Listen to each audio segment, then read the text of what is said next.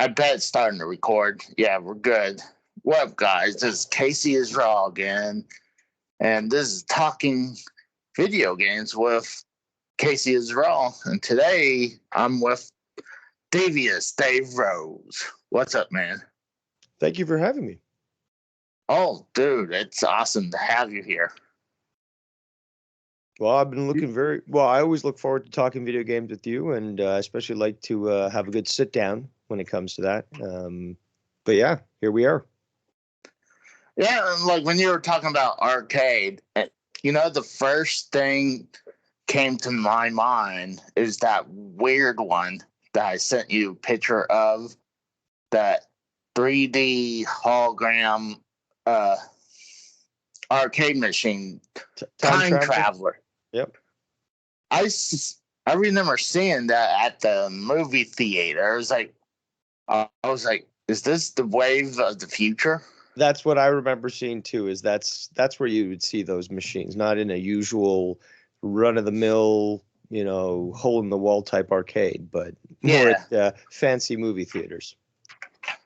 Well, it was pretty much at the more popular movie theater in my area, but what's funny, it's not even active no more. It's shut down, and we have way bigger and more popular movie theaters here now.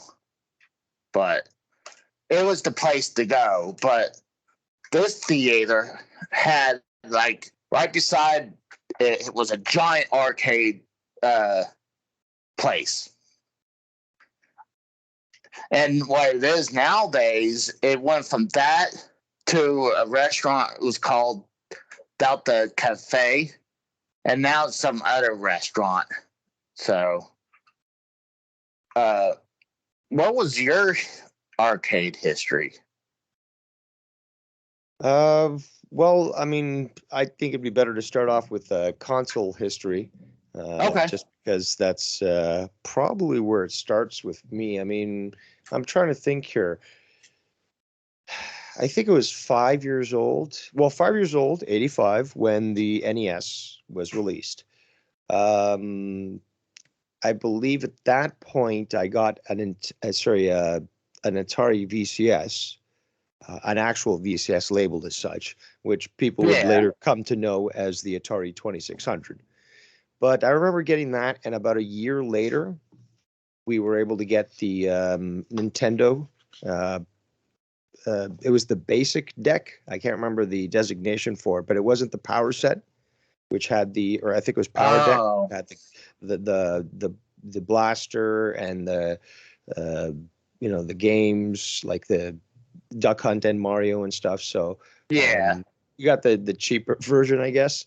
But that at that point, I guess, is the time that I got, my first console, but around the same time, and I was 5 years old. I can't really remember too well back then, but, Chuck E. Cheese, for example, that was the place to go. Oh, hell yeah. They had all these classic arcade games there. So my recollection basically starts in around 1985, where, Chuck E. Cheese was available, birthday parties and such from school, but also having the Atari and going to Toys R Us. And back in those days, they had the aisle specifically dedicated to video games, where there was locked behind the glass counters. You had TVs playing all these different games and all the different consoles on display.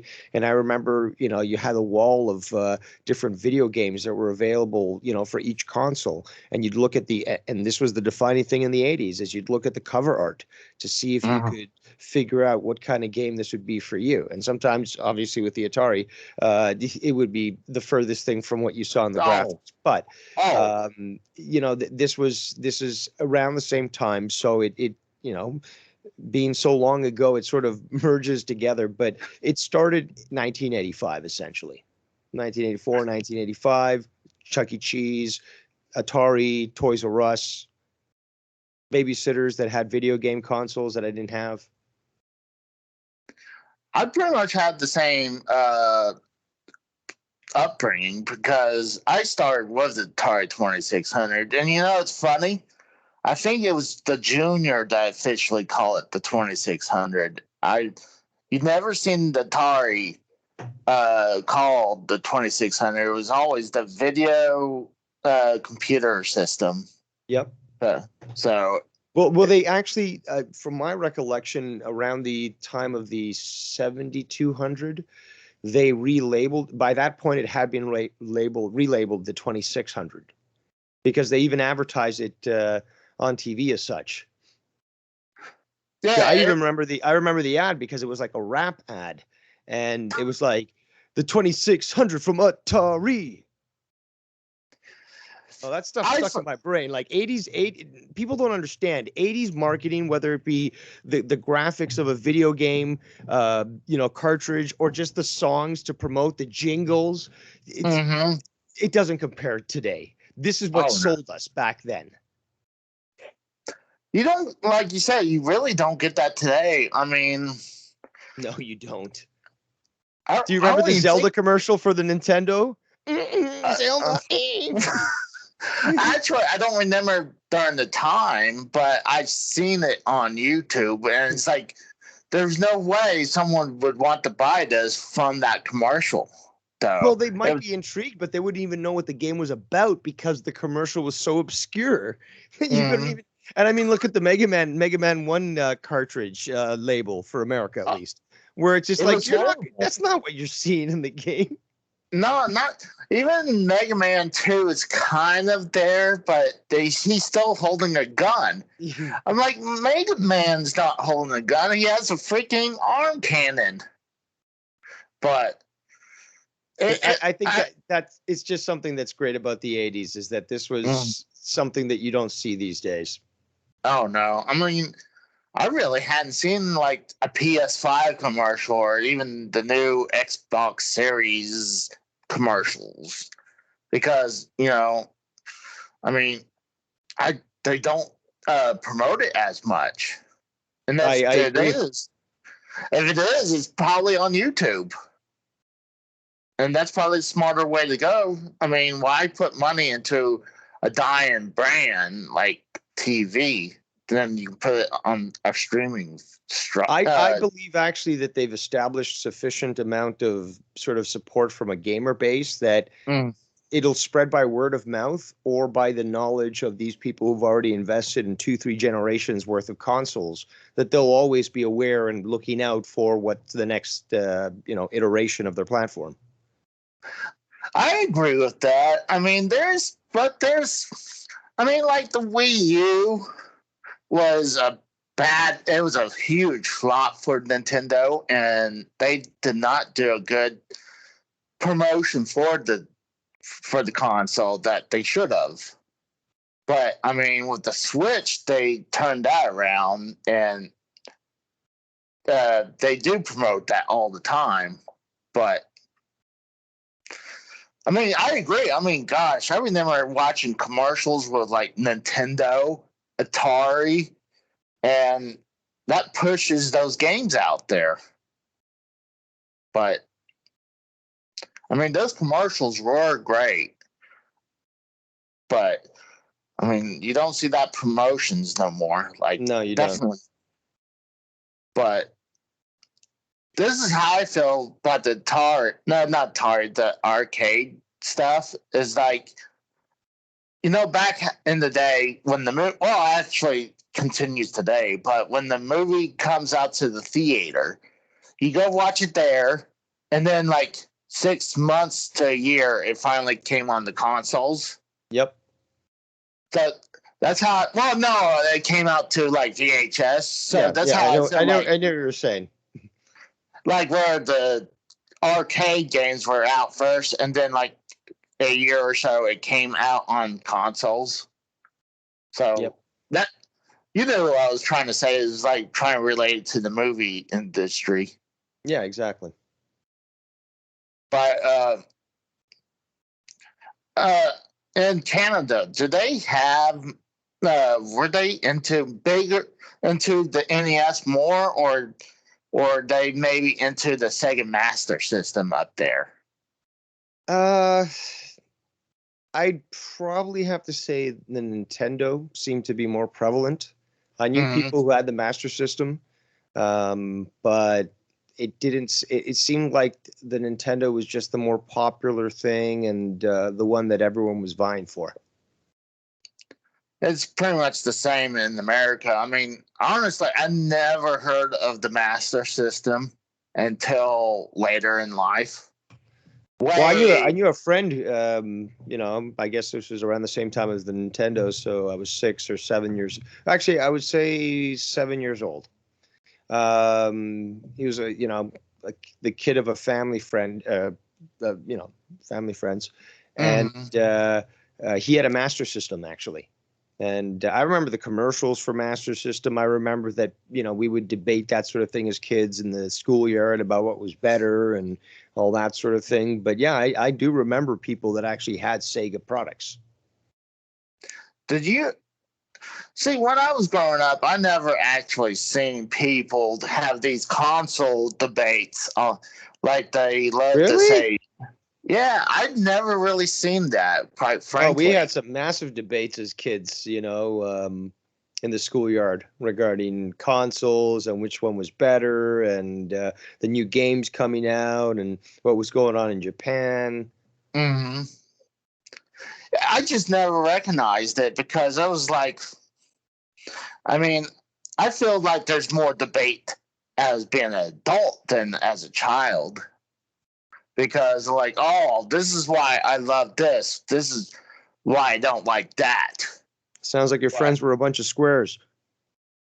well, I think what it is, I think everyone had pretty much the same shit. Like, they had probably the Atari and the NES, and so I went from the NES to Sega Genesis afterwards. And then I bought my Super Nintendo after that. Okay, interesting. But uh I My just didn't. Oh, go ahead. No, I was just going to say that my history when it comes to consoles, my first console was an Atari 2600. Then it was the Nintendo Entertainment System.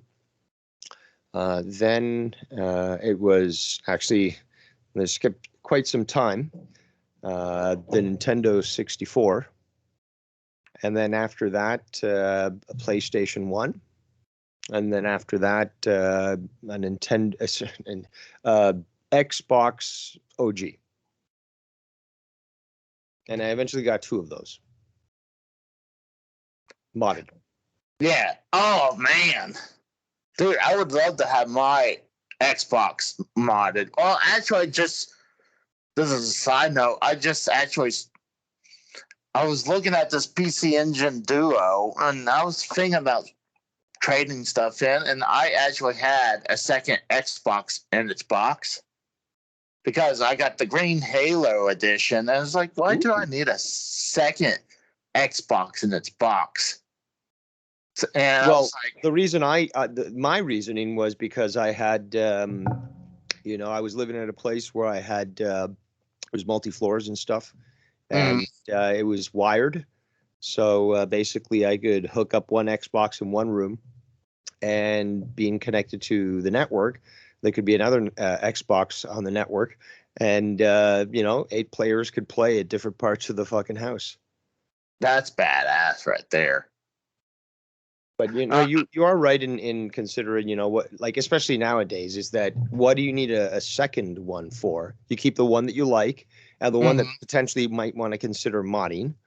And the other one, especially because if this is in a box already, it's like it's already in prime condition to sell mm. as something as a premium. So you should be getting some good money from that. Yeah. Oh, luckily, I traded in a few things, and yeah, I actually just picked this guy up. I can't wait. This is the PC Engine Duo. If you're trying to show And me something on camera, I'm not seeing it. Oh, oh, but what was cool, the owner told me it's been modded so it can play Turbo Graphics. oh, So I so was like, so okay, so the PC engine that you're looking into is actually modified. yeah, Interesting, because I wanted to discuss PC Engine and TurboGrafx-16 with you. That was, I want to talk a lot, since you brought it up, we're going to have to talk about it, but I want to talk about a lot of different consoles and stuff. This particular console, TurboGrafx-16, saw the commercials and stuff. Bonk's Adventure, I believe it was called, looked fucking great. I played that game as well. It is enjoyable. But I learned about the Japanese equivalent. And then that was another time where it blew my mind. It's like, what the hell? Why is the PC Engine so small and able to do exactly what the TurboGrafx does? But the TurboGrafx just looks like fucking this huge piece of crap. And, I learned more about it. And then I believe it was is it the Turbo Duo? The CD add-on? Yeah. Oh, there's a CD add-on, and the Duo is pretty much the combo of both. Oh, okay, got it. Okay, so there was two. So there was the add-on CD, and then there was the Duo, which was both of them built in. Yes, I remember reading about this stuff in magazines and stuff, and they would review and feature stuff that was happening in Japan, and you could order this stuff, and then you'd have things like a PC Engine, but it was white. It wasn't black. Yeah. So so all this crazy stuff I remember learning, and like that game first, and this is another reason why I wanted to talk about it, is that the format, the cartridge format or the card format for the games was revolutionary, and it just seemed so intriguing and so cool, and provided these amazing graphics. Again, something that just was unparalleled to compared to everything else that was out there at that point, and that shit blew me away. Oh, I agree. I still don't understand how they do that. I mean, those cards are flat, so I'm like, unless I don't know, maybe there's something they flash the memory on it, because they do make reproductions of this, but it's just like a Nintendo cartridge. It's got pins and it's got solid, but it's just really thin. So they've got it integrated really small. But that talks about the genius of this company, that they were able to create something so thin yet capable of surpassing the graphics that were out there at that moment. Oh yeah. And did you know inside that case? You're mentioning how big it was, that it was actually, they didn't utilize. It was all empty space. Yeah. It was, like you said, it was half of it was empty.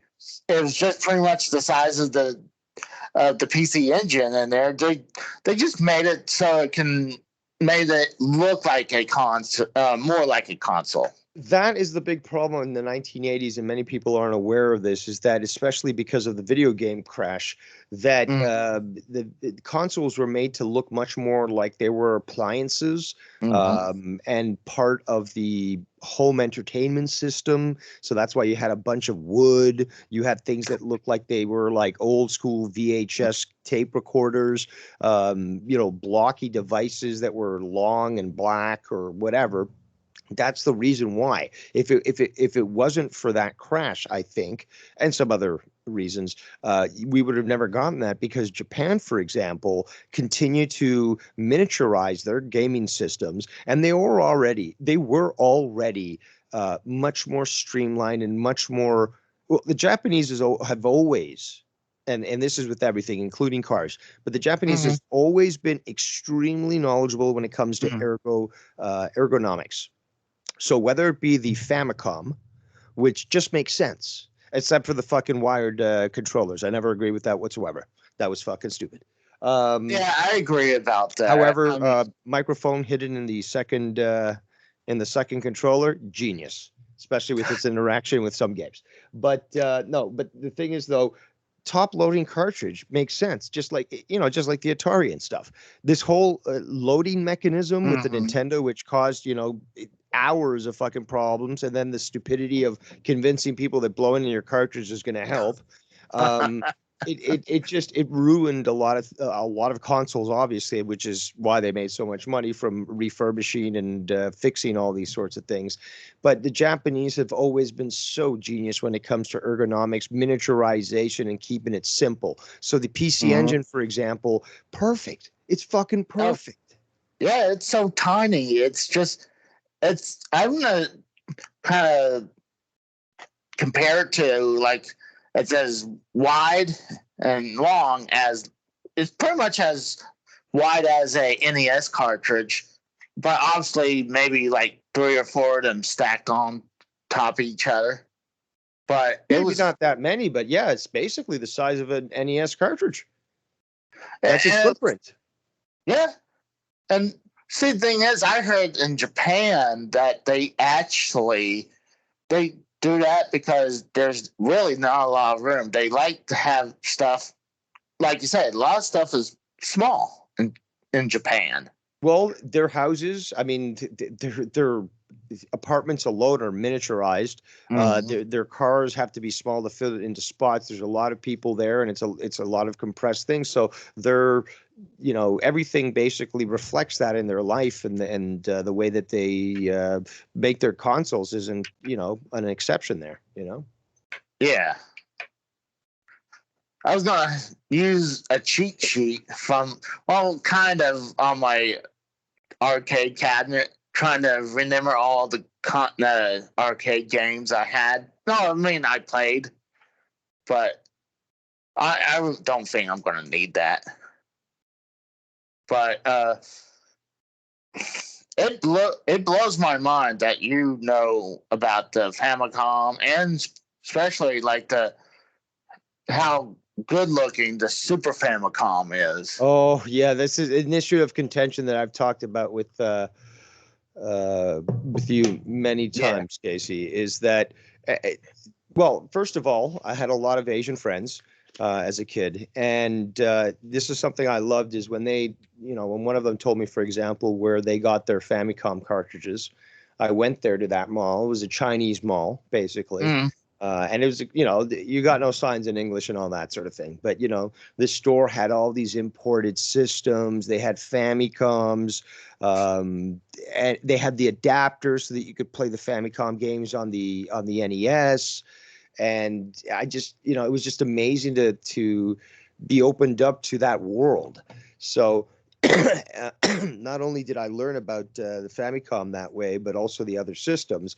And I remember there was a classmate of mine that actually brought his Famicom to school for some sort of presentation. Everyone had to do something, and he brought his, Famicom in, had Super Mario 3 even before it was released in North America.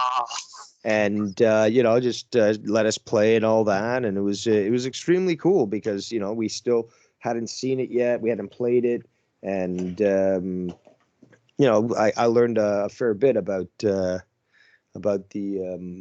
Japanese foreign market.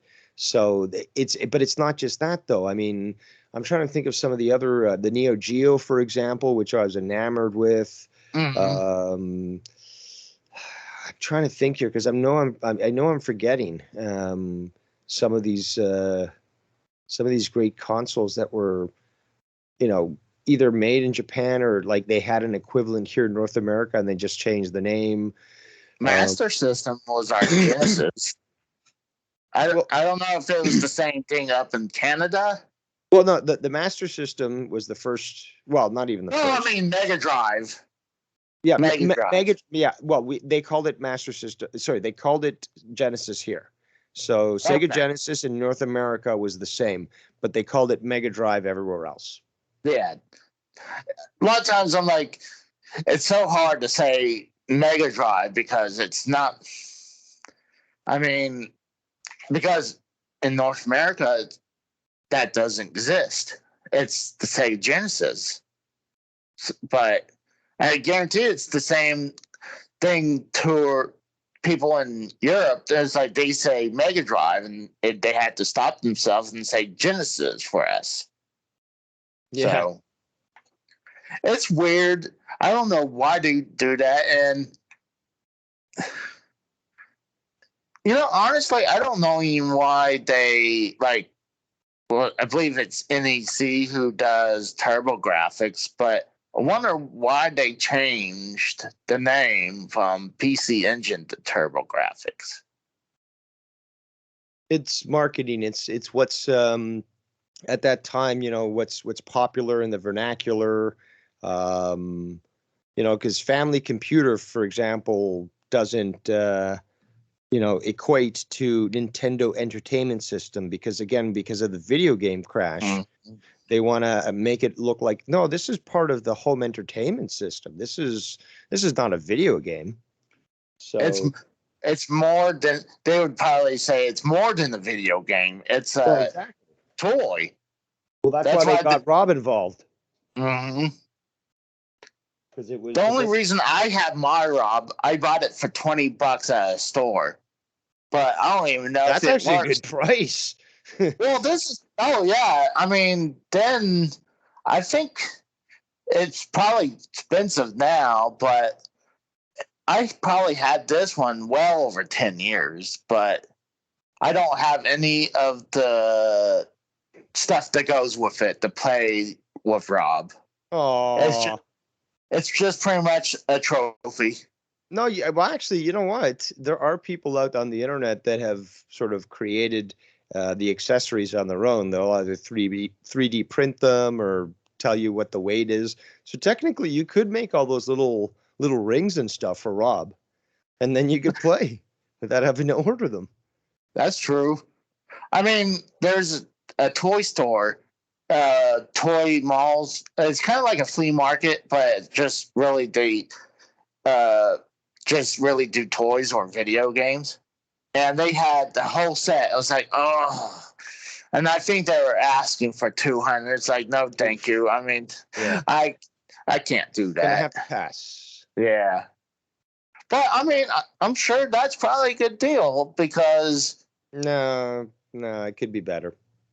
Well, true, but I mean, honestly, the prices ain't going to be the same for a while, especially because in the pandemic right now, everything's gone skyward. Minus sports games. Yep. I hear you. Because, like right now, like I told a few people, if I want to get out out anytime, it should be now because the market is great for that. But I mean, then that kills one of my hobbies. I mean, yeah, that's true. You got to decide what's important to you. And it's like I don't care about the money part. I mean, that's why I work. But it all depends on what you want to do. I mean, like just like you said, like why do you need 2 Xboxes? So when you go through your stuff and you figure out, well, does this really have an emotional connection to me? Something that is something that I'd like to hold on to. If not, well, I can give it up. I can give it away because I'm not involved with this. I'm not connected with this, and that's fine. Have you kept any of your systems or games from your childhood? No. Thinking back on it, I kind of do wish I did keep my Nintendo Entertainment System, and maybe even my N64. Mm-hmm. I was okay with selling the PlayStation, although I still to this day remain adamant that there needs to be a remake of Bushido Blade or a sequel to it, because that is one of the most, in my opinion, accurate fighting games out there. And it's not really a fighting game in the sense of a side-scrolling punch 'em up. It's using blades like a samurai, where just like kendo, if you make a small little strike at the right spot, in real life, if you used a sword that way, they'd be dead. So that is why I love that game, because it was so accurate. You could have different fighting stances. And if you faced, because you could play multiplayer, if you faced a good opponent, that fight could go on for a while. So it's literally like one of these samurai movies and stuff. That game was fucking incredible. And I really do wish that they either remake it or make a game similar to it, because I want that. I need that. I say it's possible. I mean, that's the thing nowadays. These video game Dude, I've been waiting close to 20 years. Give me a break. Well, nobody's done shit close to that since. Nobody. See, the thing is, what sucks is once a franchise is dead, it's hard to bring it back, though. I don't care about a franchise. I just care about that style. I want that realistic blade fighting, simple cut to the to the throat kills him instantly. Round, like no more rounds. It's over. You win. He loses. I want that. That's what I need. I crave that. I mean, it's possible. It just right now, I know what the companies they do. They love once they find something. It's like, oh, let's milk the shit out of this. Well, they need DLC for that, you know. So let's find a something that we can continually force people to pay money for, rather than just a one-time purchase that can be offline and they don't have to be connected. Well, DLC. See, there's a difference between DLC and microtransactions, and I feel microtransaction is the dirty word. While DLC, like you're probably getting something a little bit more like. Okay, I'll yield to that because factually that is the more appropriate wording for it. But yes, that is correct. Because I mean, you're getting extra content. While I mean, when I play Fortnite and I want a skin, that's microtransaction, and you know, people straight up gamble on this shit though too.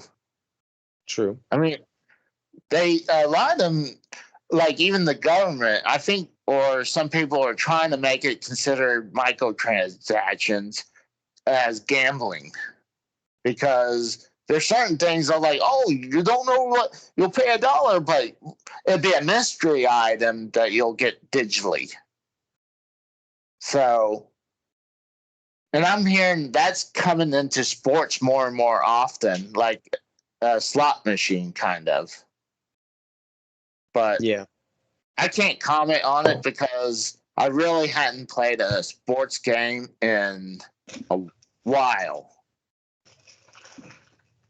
Because I think games like Madden is just getting stupid, where it's just the same game every year. Yeah, I mean, I'd have to agree with that for today. I mean, playing Tecmo Bowl on the NES, that was fun. But I agree. You know, Madden football, you know, 2020 or whatever, you know, it's I've never really been a fan of playing sports games on anything, computer or consoles.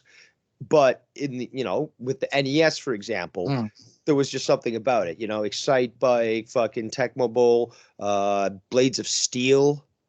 I personally love the, you know, mid intermission game that you could play, the video game. I don't know if you ever played that game, but yeah, you got there's a mini game inside it. So midway through, you could play this mini game. But yeah, I was never really big into playing it after that, you know. I'm in the same boat because my late wife, she was a huge Madden fan. And here's a funny story. This one year we got PS4, like maybe a year after when it came out. So it was like she had the previous year, man, and somehow I was able to sell that one, or maybe it was the same year, but it was on the Xbox 360. So it was like, I'll buy her the brand new one on PS4 and she'll be happy. Guess what? She wasn't. She had friends online that she likes playing with on the 360, and I thought I was just trying to help her out, but I was like, I'm sorry, I thought I was trying to help you. But I really she's the one who got me to play Madden, but I kind of, over the years, like I would say between 5 and 7 years, I've just been slowly losing my interest in football. And that went with Madden as well. So right. I'm sorry. You know, I stopped watching, paying attention to them since they started to kneel. So. Oh, I mean, yeah, it's controversial what they did. It's, to me, right now, that's definitely not the worst thing that's going on. But like, especially with nowadays. But there's a lot of people who doesn't like that. So, I mean, I hear all the time that that's one of the reasons why people don't like football no more. Is the kneeling thing during the national anthem. But where do you want to go off to next? Do you want to continue with consoles, or you want to move on to arcades? Do what you want. I'm just going with your flow. So, What was your most recent consoles? I'm just curious. that was the original Xbox. I haven't purchased a single console since then. I've played a few, but the 360. What was the one after the? The Xbox One. Actually, I don't think I have played Xbox One, but I have played the 360. I've played the PlayStation 3, the Wii, but the GameCube. But other than that, I really haven't. Because I was much more of a PC gamer, anyways. So although I like playing consoles and stuff, that I got much more into PC gaming and stuff, and yeah. So you're one of those PC master race. That's what they call them. Yes, I am. Are you thinking maybe in the future? Are you interested in getting one, or are you just mainly just staying on PC from here on in? I don't really see the only reason I see to actually own a console is that if I'm going to be entertaining people, if I'm going to be having people out around or out or hanging out and stuff. So I don't really see a need to get a console unless I'm going to be entertaining people. It's just that with the PC, it's just me, so I don't have to worry about it having a big screen. I can be dedicated on my screen, which is large enough, and it's you get more control with the keyboard and mouse and so forth. Consoles to me have always been something more for the social aspect. And I see that. Yeah, I mean, and that's a big reason why I loved Mario Party, for example, because it was just one of those games that you just had to work with a group of people and stuff, and that was just so much fun. So you'd have a bunch of people over, and you'd have order food, you'd have drinks and stuff, and you just play all these different types of games, and it was so varied enough that there was a nice good variety, and it was just overall fun because of that social interaction. I think kids don't do that anymore, though. I think most of them just play online nowadays. I believe, I could be wrong, but I don't feel like people actually, kids go, I'm sure they go to other kids' house, obviously, but like back in the day, for me in the 80s or 90s, you would have a bunch of friends come over, or we'd play video games until early or late that night. True. Yeah. I don't even think they still do that anymore at all. I wouldn't know. I'm not a whippersnapper, but I'd have to probably bet that they don't. Doesn't seem to be something that is either talked about or celebrated much anymore. Because I loved that back in the day, man. That was one of my fondest moments, playing video games with my friends. I would have sleepovers, and we would play video games to the time that we passed out. And that was the thing, is we would go prior to that. We would go. My parents would take us out to go rent video games. Man! Video games. We'd order some pizza and stuff, and then we would be up to the wee hours of the morning, playing video games. I'm gonna assume you know about the last blockbuster in is it in Oregon? Or I think it is in Oregon. Is the last blockbuster. I mean, what sucks is that they don't. I mean, there was a. It is in Oregon. It's Oregon. It is. That's right. Oregon.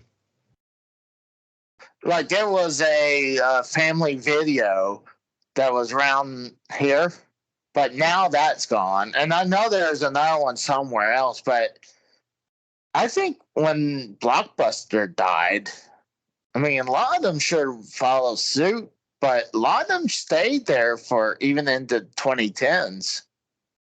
I mean, Yeah. it's shocking.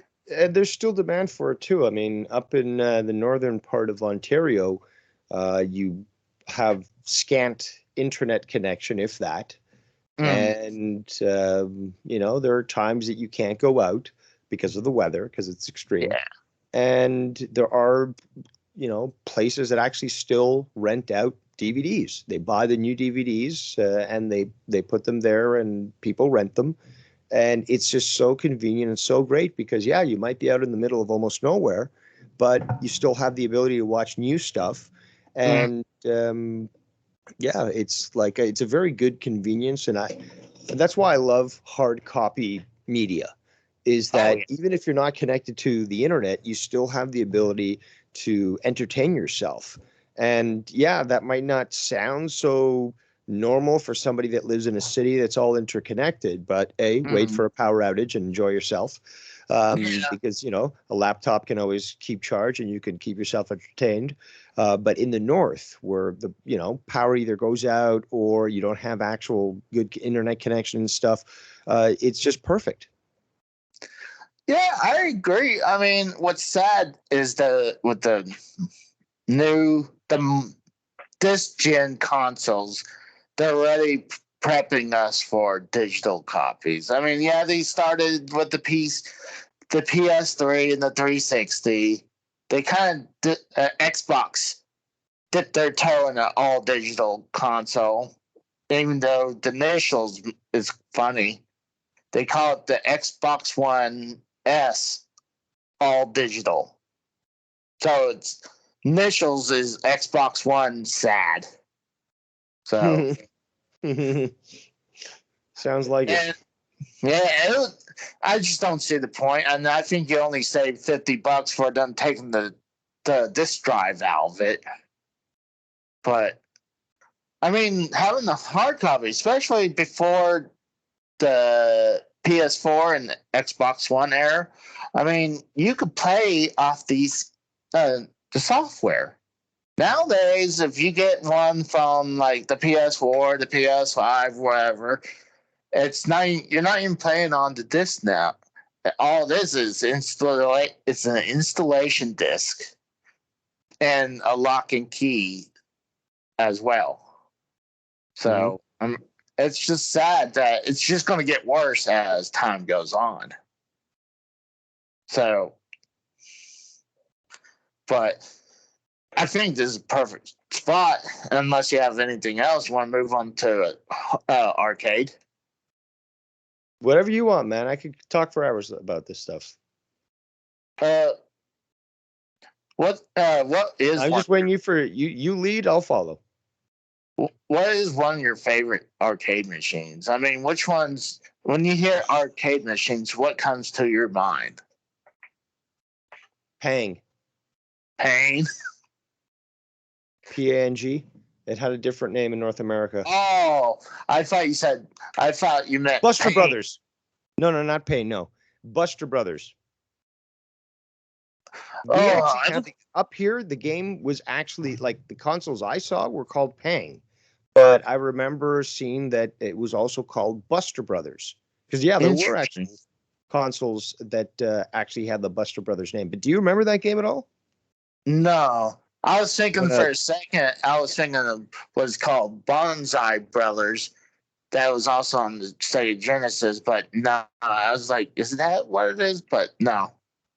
So Pang basically is multiplayer if you want, and you've got these, the character basically can shoot from a gun, and he shoots up or sideways and stuff, and there's these big balls that go bouncing around on the screen, and there's sometimes different levels and layers and stuff where you've got to shoot these things, and sometimes you get like a hook so you can create a wall where they'll bounce into and then bust up, and you've got to basically eliminate all the balls as best as possible. I think I know you're talking about. It's pretty much one of those bar arcade machines that where you're in the middle and shoot balls around. Is that what it is? Uh, I think it's hard to describe it, but I mean, like, you know what? I guess I'll have to do is I'll send you an image here in the chat of Skype, and you know, you should be able to, because with your keen eye and your experience, you should quickly see what kind of, or know which game I'm referring to here. But this is the game. Oh, So wow! either No, Buster Brothers or Pang. Have you played this game at all? Does it ring any bells? No, Really? no. Because I was Oh, thinking about it. I was trying to remember. I thought it was that bar game because you know the bar top game. You put it in the couple quarters and no, I you know. play. Yeah, yeah. It's not. It was never a cocktail game at all, or cocktail cabinet game. Yeah. No. I mean, maybe it looks familiar, but I definitely never played that one. Really, Yeah. I'm amazed. I'm amazed. I mean, like, you are quite replete with your knowledge and such, but this game to me was just so much fun, and it was just so enjoyable. So yeah, that would be, you know, if you say arcade, either that or Mhm. Golden Axe. Golden Axe. I mean, if you, to me, it's a good arcade machine. Yeah, but I mean, I played it on Sega Genesis, but But the arcade yeah. is so much better. Oh, I agree. I mean, to me, I kind of like the. Honestly, I like more combat games and the Street Fighter games, even though I'm not good at them at all. One of Well, them. I love those games, but when it comes to arcade, the cabinets for me, what connects me is the older games, not the Mm, newer games that I played in, my, like my early teens and stuff. Um, I'm talking about the old arcade games, those smelly arcades that I would go to and play these games. Rastan, for example. yeah, Rastan, the barbarian type character. Uh, yeah. that was an amazing game as well. Um, eh, what's it called? The Armored Beast, was it? Or it Oh was on the gosh, Genesis, but Alter Beast. Altered Beast, yes. That was also a good game. Yeah, these games, I never, needed like fancy graphics, but if it was a good game, I Mm. enjoyed it. Gauntlet, for example, another great game. I have great memories of playing Gauntlet. I think it was the first Gauntlet when I was on a skiing trip in the chalet and such. So yeah, like these are the games that I love. I mean, that's great. To I wouldn't. I see that. For me, it's pretty much. I would say one of them. I used to love playing games like Lethal Enforcer 1 and 2. I mean, That's that. still fairly newer than what I would be my go-to, because to me that's a newer game compared to, say, Hogan's Alley, which I actually got to play in the arcade. I remember Oh Chuck E. Cheese man, had that. Again, Chuck E. Cheese had a gun game, and it was an that's actual funny. fucking. Was it? No, I said that's funny because nowadays I guarantee you they wouldn't even let's say let's say it came out today, they definitely wouldn't put in Chuck E. Cheese today's age. Exactly. But yeah, we had Hogan's Alley. They even had original Mario Brothers arcade in that Chuck E. Cheese, I remember. Oh, really? Yep. I mean, Original Mario Brothers. I've played Mario oh, Brothers on arcade oh, as well. Mario Brothers. No, I'm talking Super Mario Brothers, which I hardly ever saw in the arcades. Never, Okay. except for the verses. You remember the verses? Yeah, Yeah, versus. yeah. You'd have that with Mario. Super Mario 1, right? But Yeah. like I actually played stand up Super Mario 1 in a Chuck E. Cheese, which was right actually next to the fucking Hogan's Alley. So That's it was a really cool Chuck E. Cheese because they had some really cool old school games, man. Pac-Man, like it just I could go on and on. But I've played Mario Brothers, whether it be stand up or on versus, but I've also played Super Mario Brothers on versus and stand up.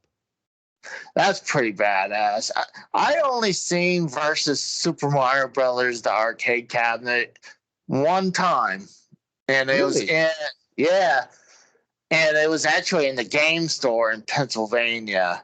It's half a game store and half an arcade section, Okay. and I believe they had the double cabinets. You know, one pointing one way and the other one pointing the other way. Yeah, that's the one I played. My local bowling alley had that, and you know, I went there for over 10 years. I mean, either with family or for birthdays or just, you know, with my friends and stuff. When we became teenagers and had nothing else to do on a Saturday night, we go for that cosmic bowling.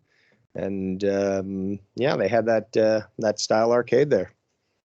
That's one thing I need to get back to try to do is bowling. I mean, I love bowling. I absolutely love 10-pin bowling. I really hadn't played bowling in a long time. I was supposed to get together. I was supposed to get together with some friends like a year ago, but this is during the beginning of the pandemic, so I guess it was almost 2 years now. So I was like, do we really want to do this during the pandemic? But I mean, I hadn't seen these friends for a long time, so it's not of the time frame. But what's funny, the game store I go to all the time has a Player's Choice 10 unit. Oh, really? Yeah, they have one. And it's working? Yeah, it's working. And nice. Not only that, they got a Donkey Kong, and I believe they have a Pac-Man machine as well. And they got a few pinball machines. But the pinball machines are on free play, but I think the arcade games you had to pay. I thought that was pretty cool. That is cool. But actually, I would love to have a pinball machine. Oh, I would too. My uncle on my dad's side had a WWF Royal Rumble pinball. Really? Yeah, that thing was badass back in the day. And I didn't even realize that they had that for WWF. Oh yeah, yeah. I think this is probably the year when I believe I saw the Undertaker on there, so it's got to be somewhere in the early 90s. So, and I believe it had Hogan, so it's got to be between 90 and 93, I think. But I bet he sold that pinball machine a long time ago. Dude, I would love to have that. I liked I remember so the Terminator 2 pinball game, I remember. I played obviously a lot of pinball, and there's some obviously that you just forget, but that one stands out for me because you had that sort of like hunter killer Terminator sort of floating there, and you had the skull that its eyes would light up and stuff. You know, it was really cool features, and I'm trying to think now what other pinball games I've played that really stand out, but that really is the only one that I can't, at least at the moment, think of any game, any genre. I think I saw one that had Aerosmith once, and that's not it's not the video game. It's not the video game Revolution. I think it was Revolution X. That's what. Yeah, Revolution X. Oh, yeah, that was. And I played that, but I'm not talking about that video game. I'm talking about just pinball right now. And I think I saw an Aerosmith one, maybe a Kiss one. That doesn't shock me right there. Yeah, well, they make condoms for fucking Kiss. So I mean, they'll market everything if they can. But I'm just trying to think. I don't really, at the moment at least, because I came into this game thinking only video games. I'm not really remembering any pinball game that sort of stands out in my mind, other than the ones that I've just mentioned. But hey, maybe you could remember one that will, because I certainly don't remember the WWF one. Well, the only reason I remembered that is because he had it. But I think another one I can think of is I'm pretty sure I played like a Jurassic Park one. Yeah, you know what? I think I did see that one too. With it had a little Jeep in there too, right? I think so. It's been forever. I just remember like the light up screen and like the T-Rex. And I think it has the zoomed up eye of the T-Rex. But I don't know. I mean, they just make pinball games out of everything and everything. Yep. I'm like, I guarantee you think of like something back in the days, like, yeah, they'll probably have a pinball machine about, especially a movie. That's true. Especially back then. I don't know how is the pinball I guess industry's going nowadays. I don't know if they still make those, or I know there's that stupid one that it's built like a pinball, but it's just one giant screen, and that's what it is. That's an absolute insult to anybody with two functioning neurons in their brain.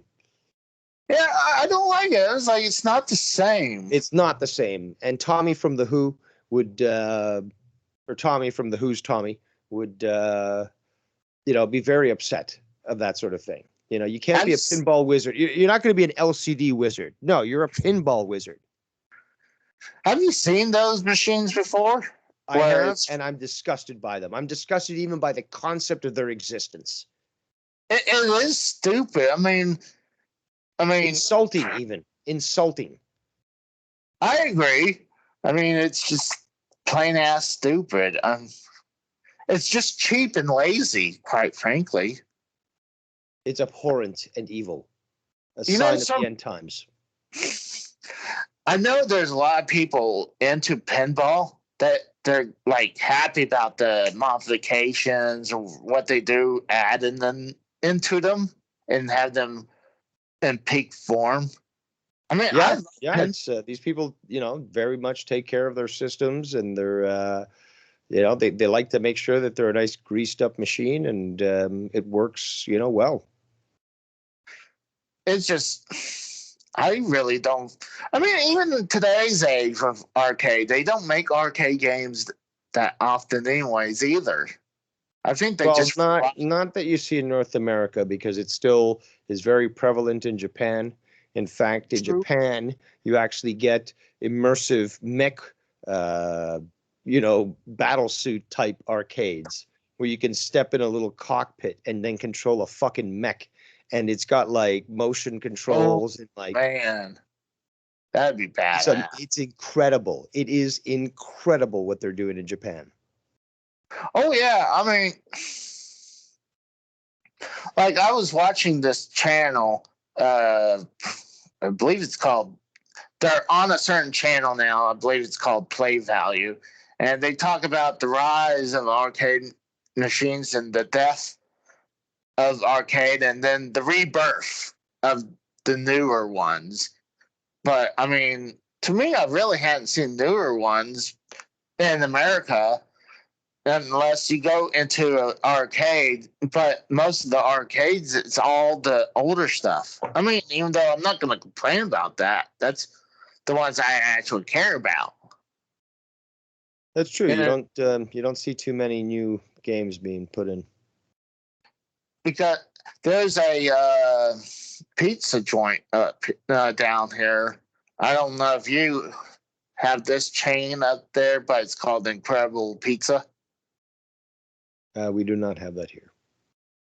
It used to be good, but now it's garbage. But they had they have all types of things. They'll have like Connect 4 machine. It has this giant board, and you'll be playing Connect 4 in the arcade. It's pretty badass, but nowadays it's definitely more of a gimmick. Like they have Who Wants to Be a Millionaire arcade machine. Ugh. And you'll definitely won't like this one. They also have Guitar Hero arcade machines, and it's pretty much the same graphics as the console. All you do is you using the same controls. So I'm like, why would I pay money for something I have? I'm like, I mean, unless you want to show off right there how good you are. I mean, I don't. If they did it during the craze, that's one thing. But nowadays, we're past the Guitar Hero and the Rock Band era, and having that's kind of stupid to have that now. Yeah. Did you ever play Guitar Hero at all? Never. I knew friends that did, but that was around the same time as the DDR craze, and Oh yeah, it just never really was my thing. I really enjoyed it. I loved it, but it definitely burned out when I think Rock Band actually had a country game, a bunch of country songs. I mean, I like country, but I'm like, that's when you're really scrapping the bottom of the barrel when you have to resort to country. But here's a funny, well, I don't know if it's a funny story, but the first time I ever played it is when I was working at Sears, and one of the end caps we had built up was a Guitar Hero with a TV screen and a couple guitars. And that's my first interactive with it. And I was hooked. I think during my break times, I would go down there and play it. But what about, I'm trying to think of one of my favorites you might have played. What about Sunset Riders? Yes, that was a great game. Oh, yeah. That was, I mean, Sunset Riders on SNES and Sega Genesis is actually getting up there now in price. Really? Yeah. I only played the SNES version. And actually, I believe the Super Nintendo was the better one. I think you get 4 choices up to 4 people. I mean, obviously you can only play 2, but you can choose 4. Yeah, you get a choice of 4 different types of characters. Yeah. Yeah, in Sega Genesis you only had a choice of 2. But I guess in this case, Nintendo do what Genesis don't. Exactly. See, the thing is, they like to say, Sega Genesis has blast processing, but I mean, they try to use Sonic as saying that's where it is, but like, you really get more obstructions stopping you from really running. I mean, I would love to just run through a. Yeah, but the NES was released in 86 and 85 New York and other markets, and then 86 worldwide. And the Genesis was released in 89. Mm-hmm. And, the Nintendo, Super Nintendo, I should say, came out in 91. So, when the Genesis came out, it was a superior product. And, yes. Compared to the Nintendo. Because TurboGrafx 16 came out then, and that probably was superior to Genesis. But Genesis was incredible. Its color palette was amazing. Mm-hmm. Its processing power was great. And it wasn't just Sonic that could display this, but it was many other games that really could showcase its abilities. And that, I think, explains a lot as to why it was so, maybe not in North America, but it was widely adopted worldwide, where it became a standard And again, with the Mega Drive model name, that it became just super popular in the UK, in Asia, in Europe, in Brazil, where I believe they're still making Genesis devices. That and Master System still going down there. The exactly, the Master, and plus I love how there's all these people that are making homebrew stuff, and as well as basically making a game and then having it produced in cartridge form, and then you can buy it and play it on your old system. But yeah, the Master System was a very good system. I think it was underrated, especially in North America where Nintendo got the upper hand. But yeah, Golden Axe, for example, Gradius, the selection, the game selection of the Master System was incredible. And it was just a really good solid product. I do like the Sega Master System, but I mean, there's some games. I mean, I go back and look. California, was it California Drive-In, or was something driving, hard driving? Yeah, there is hard driving. Actually, there's like two versions of the same game. I think you know which one I'm talking. The driving game I'm trying to think about. It was like a driving simulator, right? Yeah, and it had like sort of 80s style, well, obviously 80s style graphics, but it was like beaches and I can't remember what it was called. I'll figure it out. Well, I remember. God, I forgot. I guess it was Outrun. Oh, okay. Yeah, I mean, even though they watered it down for the Master System, it looked better on Genesis, obviously. But of course, but I still think that the Master System really pulled some good work and really was able to hold its own or be superior to Nintendo despite their better marketing.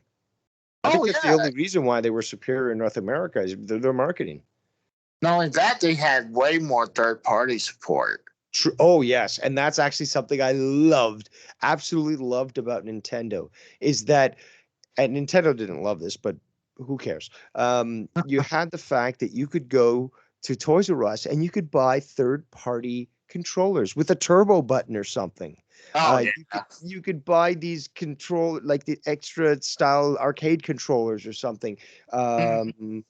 All these different accessories, and then obviously when Game Boy came out, you had all those accessories, the lights, the fucking speakers, the whatever. That is something that really made, to me at least as a kid, made the Nintendo attractive because of the ability that you could have all these different types of accessories. I feel they should have put another battery and had a light up screen for Game Boy, because I had many times I would try to play my Game Boy and it was hard because it'd be dark outside and you can't play it. I mean, to me, I'm like, they should have at least a backlight screen. My story to that is, going on camping trips and then driving home late at night, in the back of the car, maybe playing, two Game Boys together with me and my brother linked up, and having to use the passing street lights to be able to see the game as you're playing. Yeah. So it goes bright, it goes dark. It goes bright, it goes dark. Yeah, today's kids don't know the fucking struggle. Oh, no, definitely not. Especially nowadays. I think it took up all the way until, minus the Game Gear or the Lynx. I mean, yeah, not only they have black. Huh? Yeah, both amazing systems. And actually well, yeah, that's right. You said the Sega one, the Game Gear, the Turbo Express. Turbo Express. Yeah, but other than that, there really wasn't anything that had a backlit screen until the Game Boy Advance? Yeah, exactly. Yeah. I was trying to remember about God. had something, but I forgot. But Was it about handhelds, backlights, Genesis, disk I think it was drives? a Game Boy, but I had a Game Gear, but I was more into Game Boy at that time, even though I mean I had a mini collection of Game Boy games, but I would have like Mortal Kombat 2 on the Game Gear and Sonic 2. But Well, that's another example. Sorry, go ahead. oh no, go ahead. You're just building up to something. I'd cut you off. Well, I eventually, because I was not really a Game Gear fan, like I would say 10, 15 years ago, give or take, I gave that to my best friend and his wife because I was like, dude, I don't play the Game Gear at all. So if you want it, you can have it. But no, it's just I was more of a fan of Game Boy than Game Gear. But that must have been because of the. I don't necessarily think it was just games, but probably marketing. Because let's be honest, the Game Gear was the superior device, at least graphic wise. It was clunky. I was never a big fan, just like the Lynx. I was never a big fan of having the controls on the side of the screen. It's just way too unwieldy and long. But the graphics were amazing. The color was spectacular. You had the black backlight, and my favorite, the TV tuner. Oh my gosh! Imagine having that. Oh, I remember what it is. It was you brought up the Turbo Express, which also had a tuner. See, what's funny back in the day? Even God, I never heard of it. But have you watched the movie Enemy of the State with Will Smith? That I have not. It's a okay movie. I know of it, but I've never watched it.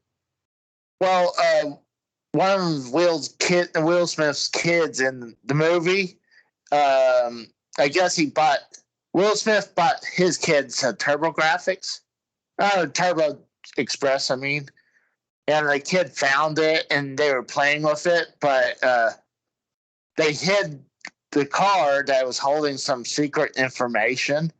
And I just thought this was some bogus prop. I thought it was a bogus prop handheld. Just like if it was really? Yeah, I had no idea. Dude, that movie came out in the early 2000s, didn't it? Oh, I think it came in maybe late 90s, I think. And even then, it was like I never saw the Turbo Graphics from no one. You didn't even know it existed?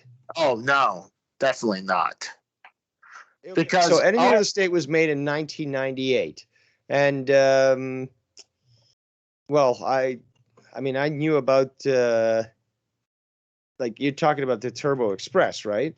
Yeah, the Turbo Express, and I really didn't know the Turbo Graphics at that time either because that came out in 1990 though, the Turbo Express. So like 8 years is the difference between it coming out and this movie.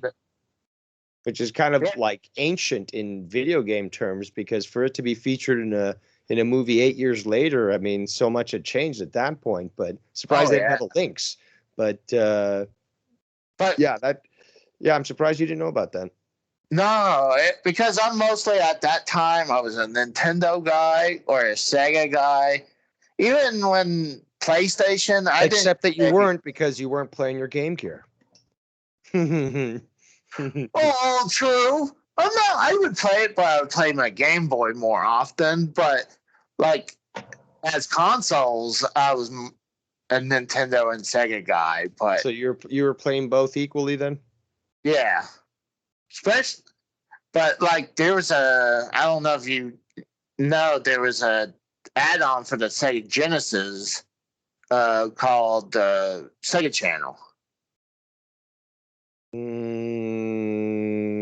I don't believe I am familiar with that. What it is, it's you place this thing in like the 32X, and it has a cable. So it's like the Nintendo. It's like how I think it was the Super Famicom had the satellite connection thing. Yeah, it's pretty much like that.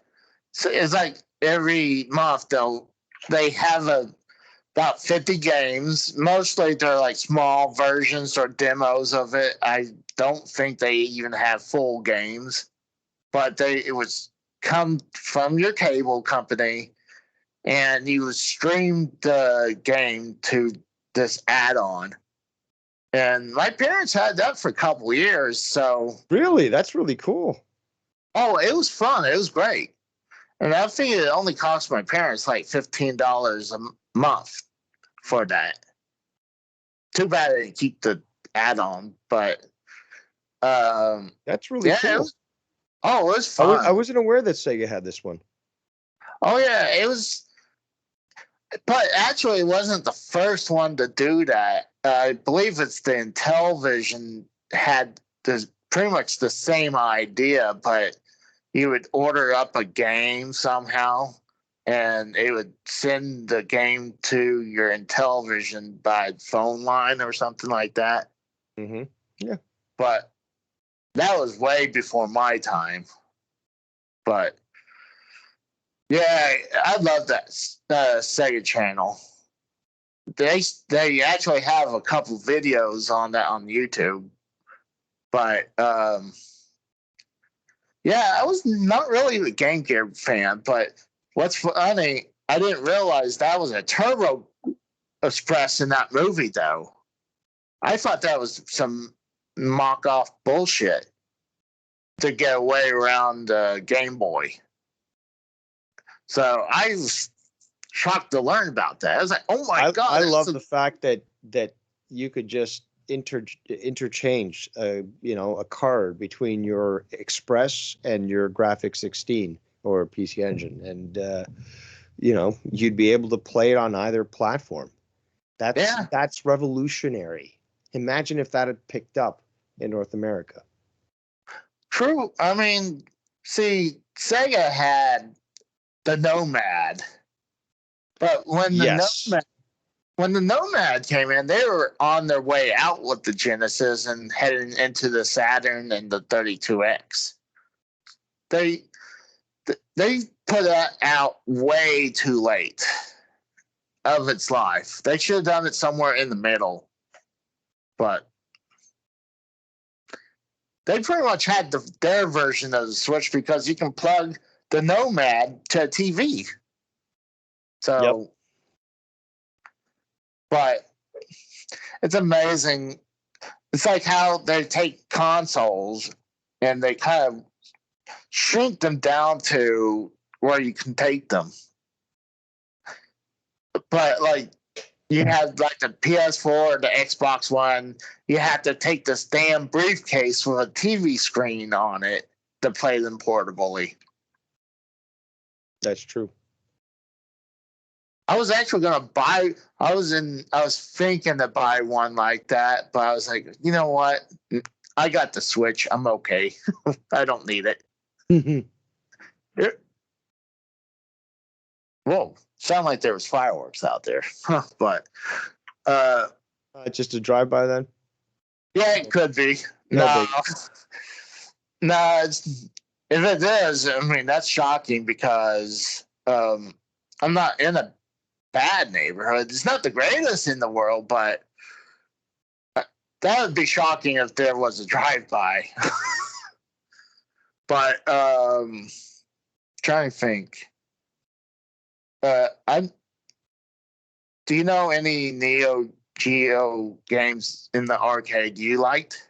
Let's see here. Samurai Showdown. Was it Metal Slug? Metal Slug. What's that game? I think it's Final Fight, and Final Fight and Fatal Fury. Yeah. Let's see what else was there. I absolutely fucking loved Neo Geo, especially in the arcade. That's another thing is the Neo Geos that I played in arcade were just spectacular. Plus, they had the ability to select the different game. Oh, So yeah.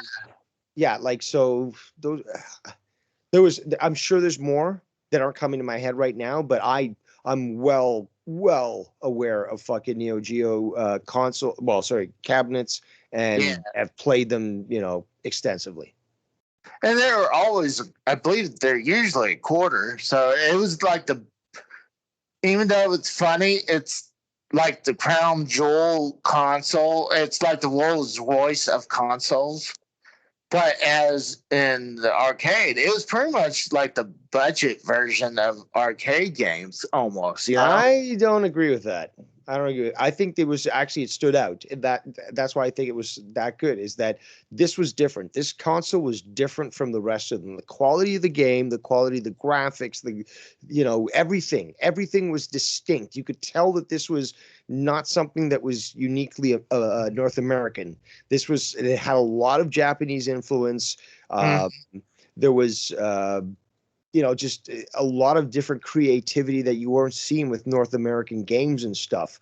And yeah, they had a lot of fighting games and such, but just the way that they put these games together, and the originality of them, I think really made them stand apart from what was being seen at that point in regular arcade areas. I really one of my favorite Neo Geo games, minus Metal Slug. I really love Metal Slug. Yep, so do I. But one is actually a sports game, and it's the year actually passed now, but it's Super Baseball 2020. You can play as a robot on baseball, and like you're in this future realistic arena. It was just cool. It was like, this is what they thought 2020 is going to look like. We're going to have robot pitchers. We're going to have robot batters or whatever. That game sounds very similar to Base Wars on the NES. I need to play that. That's basically also robots playing baseball. See, that's the point. Like, if you're going to play, there's no point. If it's going to be robots, then like, there's no point. I mean, they're going to be good almost across the board. So unless you're going to have humans against the robots, or you're like half man, half cyborg, but that's like, how do you feel about like the arcades? Like, see, I feel like there's the top three, if you ask me. Is well known. You have the Turtles, you have the Simpsons, and there's X-Men, exactly. Yep. Those are like considered like the top three. And I love X-Men. Those are classic. Yeah, and X-Men double screen was fucking incredible because you could have was it 6 or 8 players that you could have playing at the same time? I think it was 6. And I seen the double screen one. Oh, dude, those are the best to play on, man. Oh yeah. I went through X-Men and Turtles. I mean, I spent the money to finish those games in the arcade. So did I, dude. Oh, so did I. See, I would go to a roller skate. You're correct. I just checked the machine. It is 6. Yeah, I knew it had a lot of people. They actually have I know they're coming out with an X-Men cabinet for Arcade 1-Up, but they have they've released it. It's out. Has it? Yep. Wow. $829 in Canada. Good God. Yeah, I know we suck up here. So. Well, I'm thinking the Turtles one. I think that might go for 400 or 500 American. I'm not sure, but like when someone buys these arcade, I feel like they're getting a little bit gypped because, like, if I didn't have this one modded, it would only have 3 games. Exactly. Yeah, you are sort of getting gypped, but the cool thing is at least it's so easy to customize. Yeah. And actually, this was sold with the mod already. Yeah, there you go. That's the one I grew up right there. Dude, if I ever get the money, I would get that one and like NBA Jam. And plus, you don't even have to, like use your heater at home because the heat that this will generate will keep your house warm. Because these are CRTs we're talking about. These ain't That's no true. LCDs. And plus, look at the size of this mother. Oh yeah, that thing's huge. I mean, you had to have a really empty spot. You had to make a room for that. And you're gonna need a door that can fucking accommodate to put it through. Yeah, no shit. Oh my Or god. keep it in the garage because how else are you gonna get it into the house?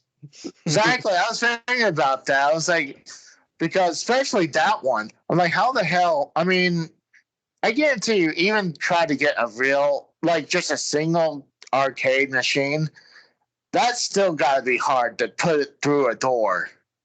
They're just wide enough that they can get through it, but you're gonna have to tilt them through so that the handle of the door doesn't block them from getting in. Yeah. Trust me, I know. But there's no way to slip that X-Men cabinet in there. There's no way. No, most people just build a house around the cabinet because it's so large. True. Like the apartment I had, the last apartment I had in Pennsylvania, and we had this long wraparound couch. And yeah, we could split them up and bring them in, but the only way we could bring it in was actually through the windows. Oh my god. Yeah.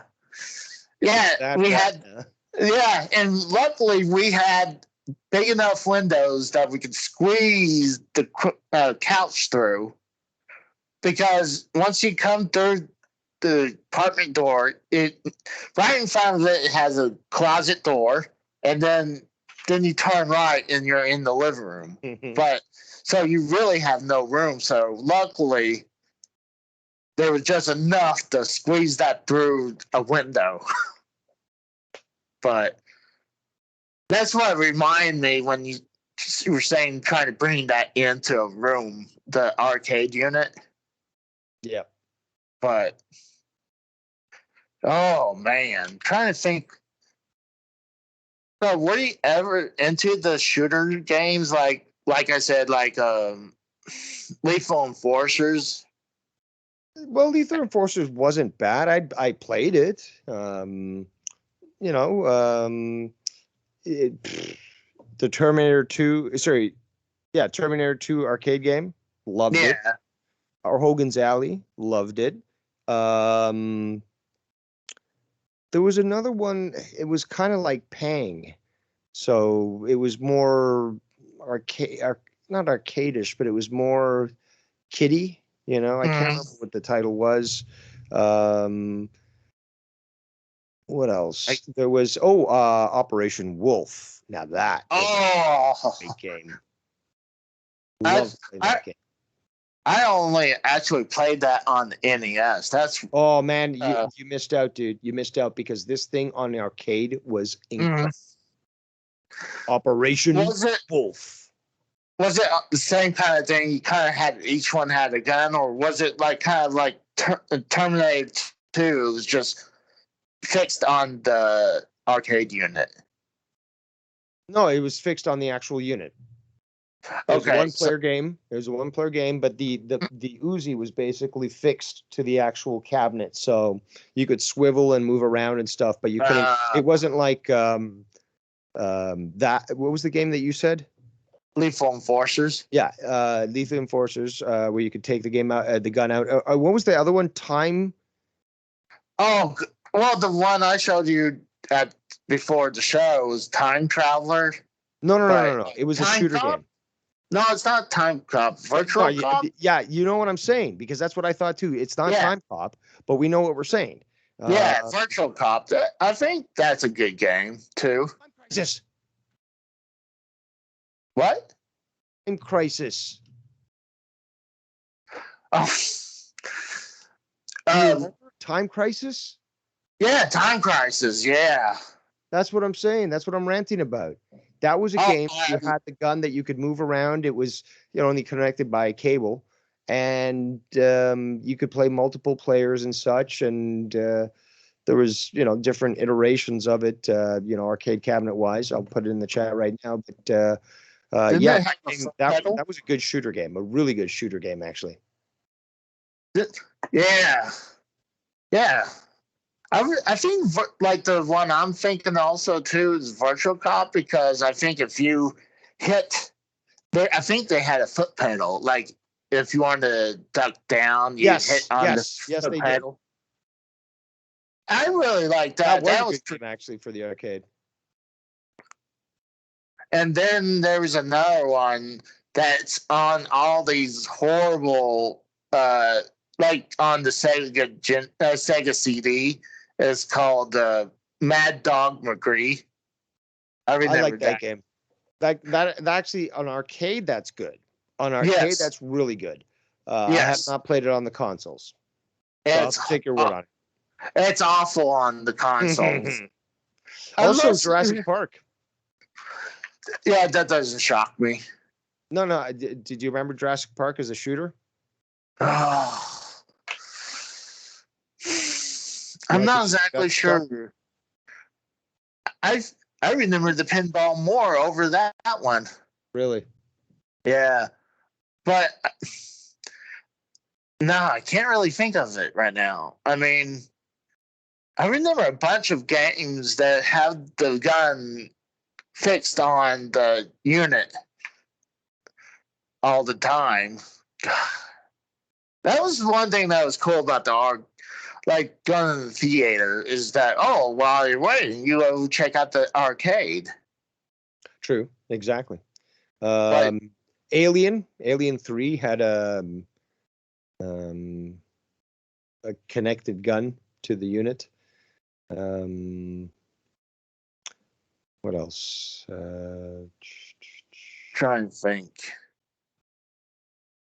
I'll tell. Well, what wasn't connected for games that weren't connected, for example, is there was the Area 51 game. Yes, I like that one. Yeah, actually, that series was quite good. Actually. Yeah, I don't think that ever came out consoles. If it did, it did. It actually did. Did it? Yep. Super Nintendo, I believe. Genesis. They weren't really that good. Like, the gameplay was shit, but I like the arcade. They did. Well, the arcade is where it's at, because you want to play with a gun, not fucking a controller or a bazooka in the sense of the fucking stupid SNES. Which I agree. That even Sega kept to guns when they went to the Genesis, but Nintendo wanting to be all PC, it's like, no, let's not give you small arms, children. Let's give you a high caliber, over the shoulder missile launcher to acclimatize you to the coming. Yeah, it's kind of like getting ready for the guy from Falling Down, where he pulls out the bazooka. Yeah. And the kid already knows how to work it. Yeah. I was actually watching clips of that movie. It's a great movie. Yeah. And the kid's like, you got to flip up this so you can aim, and then there's the button on top is where you fire it.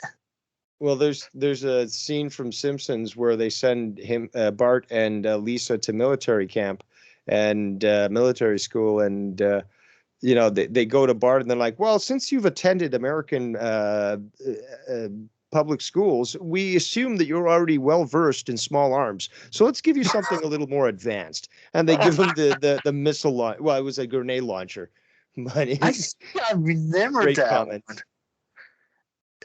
Oh my God. Yeah. That was when they were good. Yeah, But, I yeah. agree. I have not seen The Simpsons, like sat down and watched The Simpsons pretty much since the movie. And even then, probably a couple years prior, I wasn't. I mean, I Yeah, I loved it. haven't watched them in a long time. I'm shocked they're still on today. You figure, I mean, how good could they still be? I mean, Well, yeah, right now they're progressive and they just push leftist bullshit. So, that's how you get it these days. I just have no desire. I mean, I used to love sit down and watch the Halloween ones back in the day, but I that's one of the things I moved on from was The Simpsons. Like I said, pretty much after the movie. And I thought the movie was good though. But I didn't like it.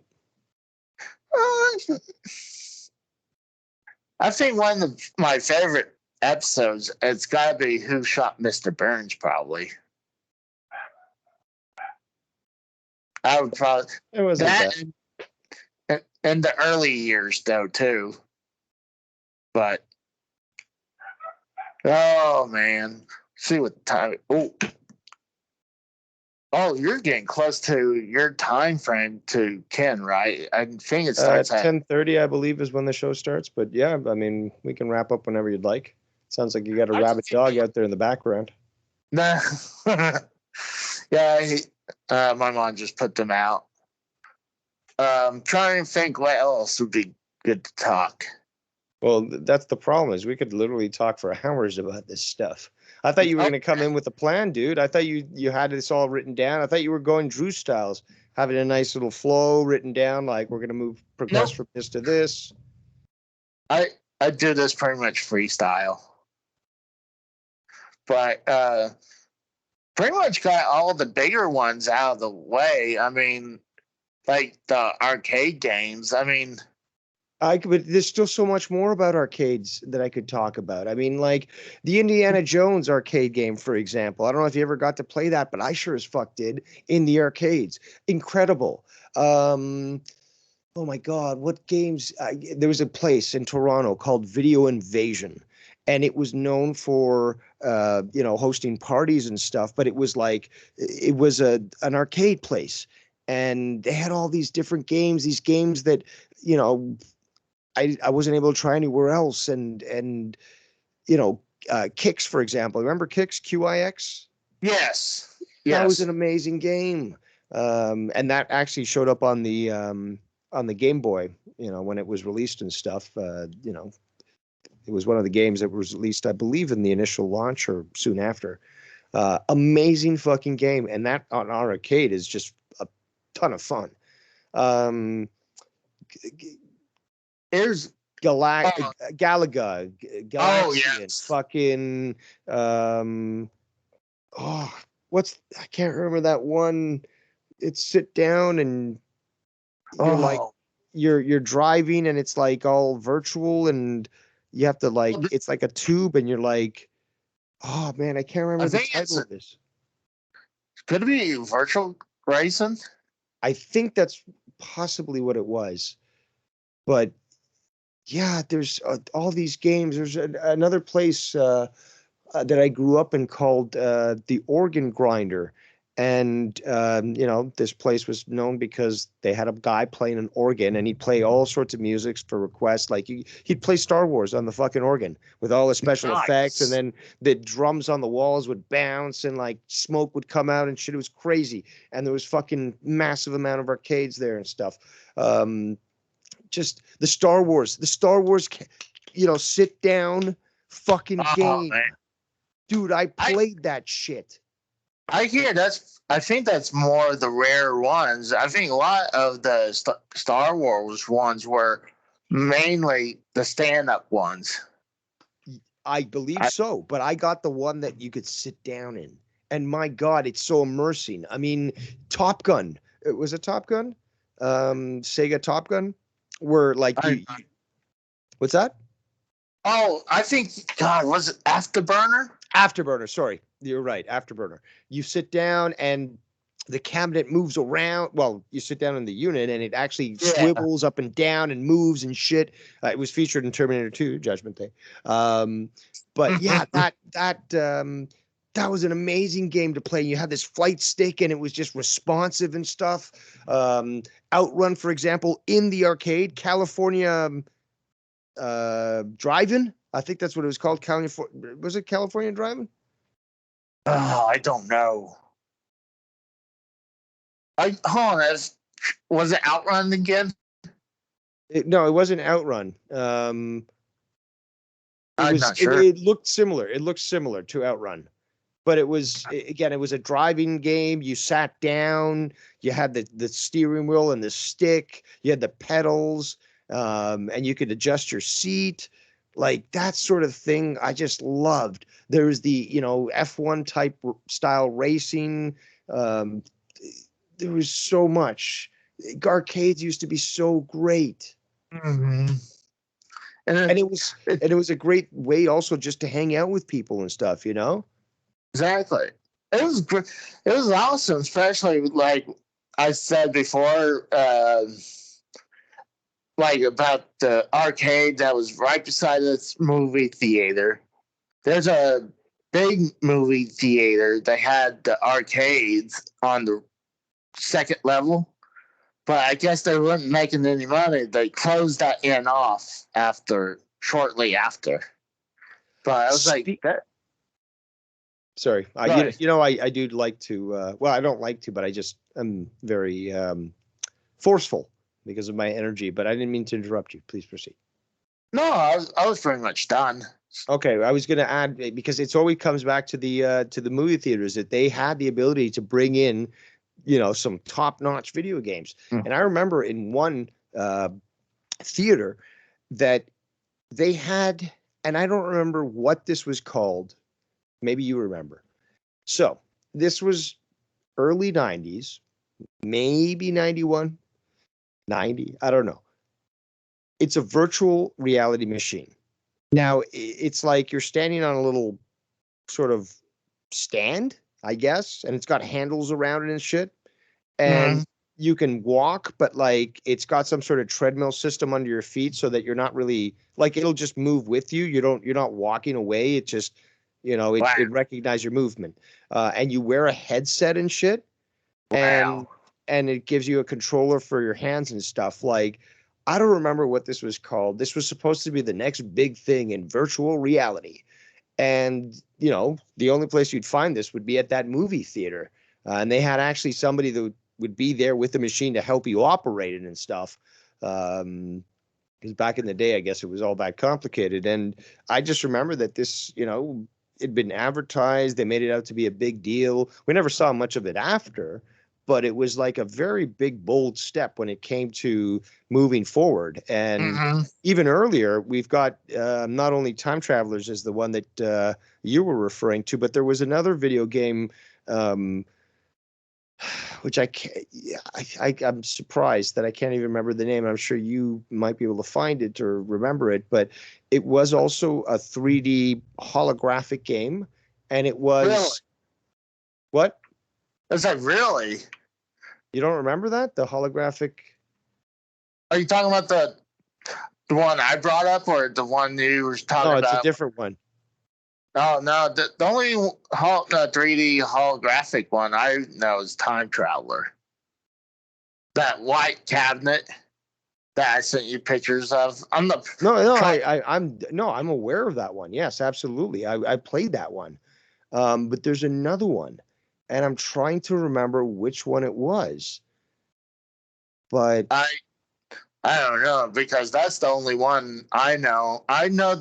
I've seen people have those VR. The the ones I always see is VR. It's like you pretty much step into this giant ass room that's the arcade unit, and I guess that's where they put the VR headset on. But I never did it because it was I'm a cheap fuck, and I'd rather spend it more on other games than spending a huge chunk of the money to play that one VR game. I mean, nowadays I definitely would try that out, though. But yeah, I can't remember the other one, but Time Traveler I've played actually. And I remember like just being amazed and like putting my hand in front of the projector to see, like what's going on. And, it's just crazy. it blew my mind. I was like, how'd they do that? I mean, if you go around and get on top of it and look, it's like, oh, there's a screen down there, but still amazing how they made it where it appears out of nowhere. I mean, I really thought that was the wave of the future, but the gameplay was actually horrible because it has that whole thing where Dragon's Lair, you have to Yes, hit exactly. Exactly. So it looks great, but it's a horrible game technologically. I mean, you're not actually doing anything. You're just going to the next scene. Yeah, basically. But I want to mention just a few games that I remembered just now. Michael Jackson's Moonwalker. That's a great game right there. Did you ever play that in the arcade? I played that on my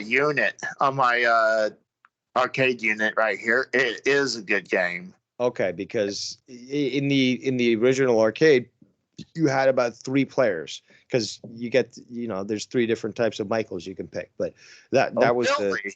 the arcade unit had 3 players. And wow. God damn, was that game amazing. First of all, the soundtrack fucking rocked. Mm-hmm. And just the way that you could turn him, like get all the different power-ups, turn him into a different type of character, like the robot, the fucking the zombie, and like just like it had amazing graphics, and it was tons of fun to play. I mean, I was just blown away at how much fun that game was. And it was all centered around Michael Jackson. It's amazing because it is a great game, and even the Sega Genesis port, I mean, follows it a little bit, but that's also a good game. But I play it on here. It is a good game on the arcade. Like and Michael Jackson is actually a huge video game guy. He was into more Sega than Nintendo, I believe. Yeah, actually, the thing that what I learned is that he got it made first for the Genesis. He wanted a video game with himself on the Genesis, and he got that developed first, and then they decided let's make it into an arcade machine. So at this point, the cartridge or the console came before the cabinet. That's very rare. I mean, usually it's the opposite way around. Exactly. So I think it goes to show about just the quality of the game and stuff. And it was original too, very original. Oh yeah. I mean, the only thing that's really weird, he saves kids. I'm like, could they like save adults? I mean, I can understand That's the kids. Probably the least weird thing about that movie. I knew about. I've never seen. Isn't Moonwalker also a movie too? It is. Yeah, it's based on a movie. I never watched it. You need to. It will blow your mind. I mean, I heard it was good. I'm like, oh man, do I really want to watch a It's Michael Jackson. It's weird, but it's good. I mean, does it have a bunch of music going on, or? It does. Yeah, absolutely. I mean, the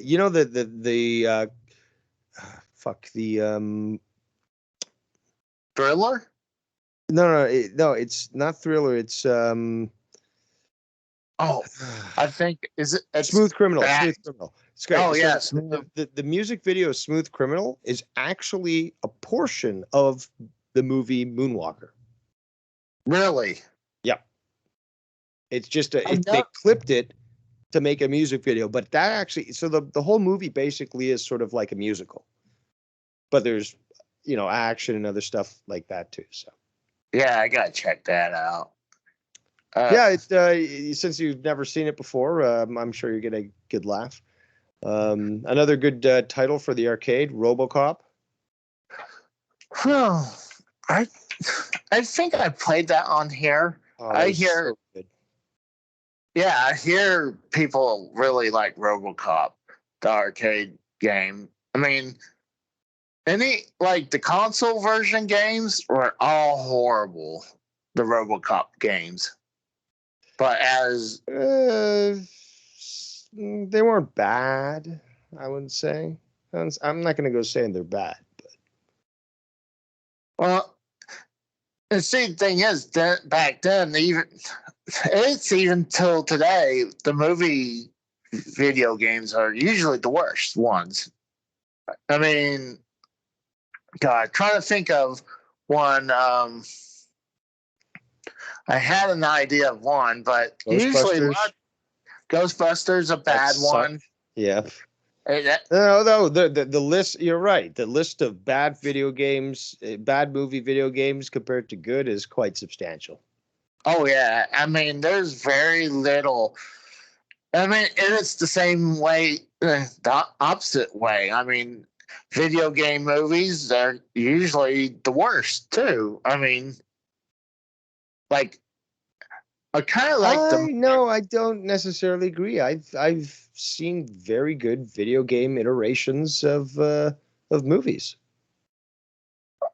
Well, I mean, I enjoyed the Mortal Kombat movies, but and I recently rewatched Mario Brothers, and it's okay. Oh, no, it's not. That movie's terrible. Well, it has a cult following nowadays, but So does meth. you know, there's people who has cult followings for anything that's actually really horrible. Yeah, just ask Jim Jones. Oh, wait, he's dead. I mean,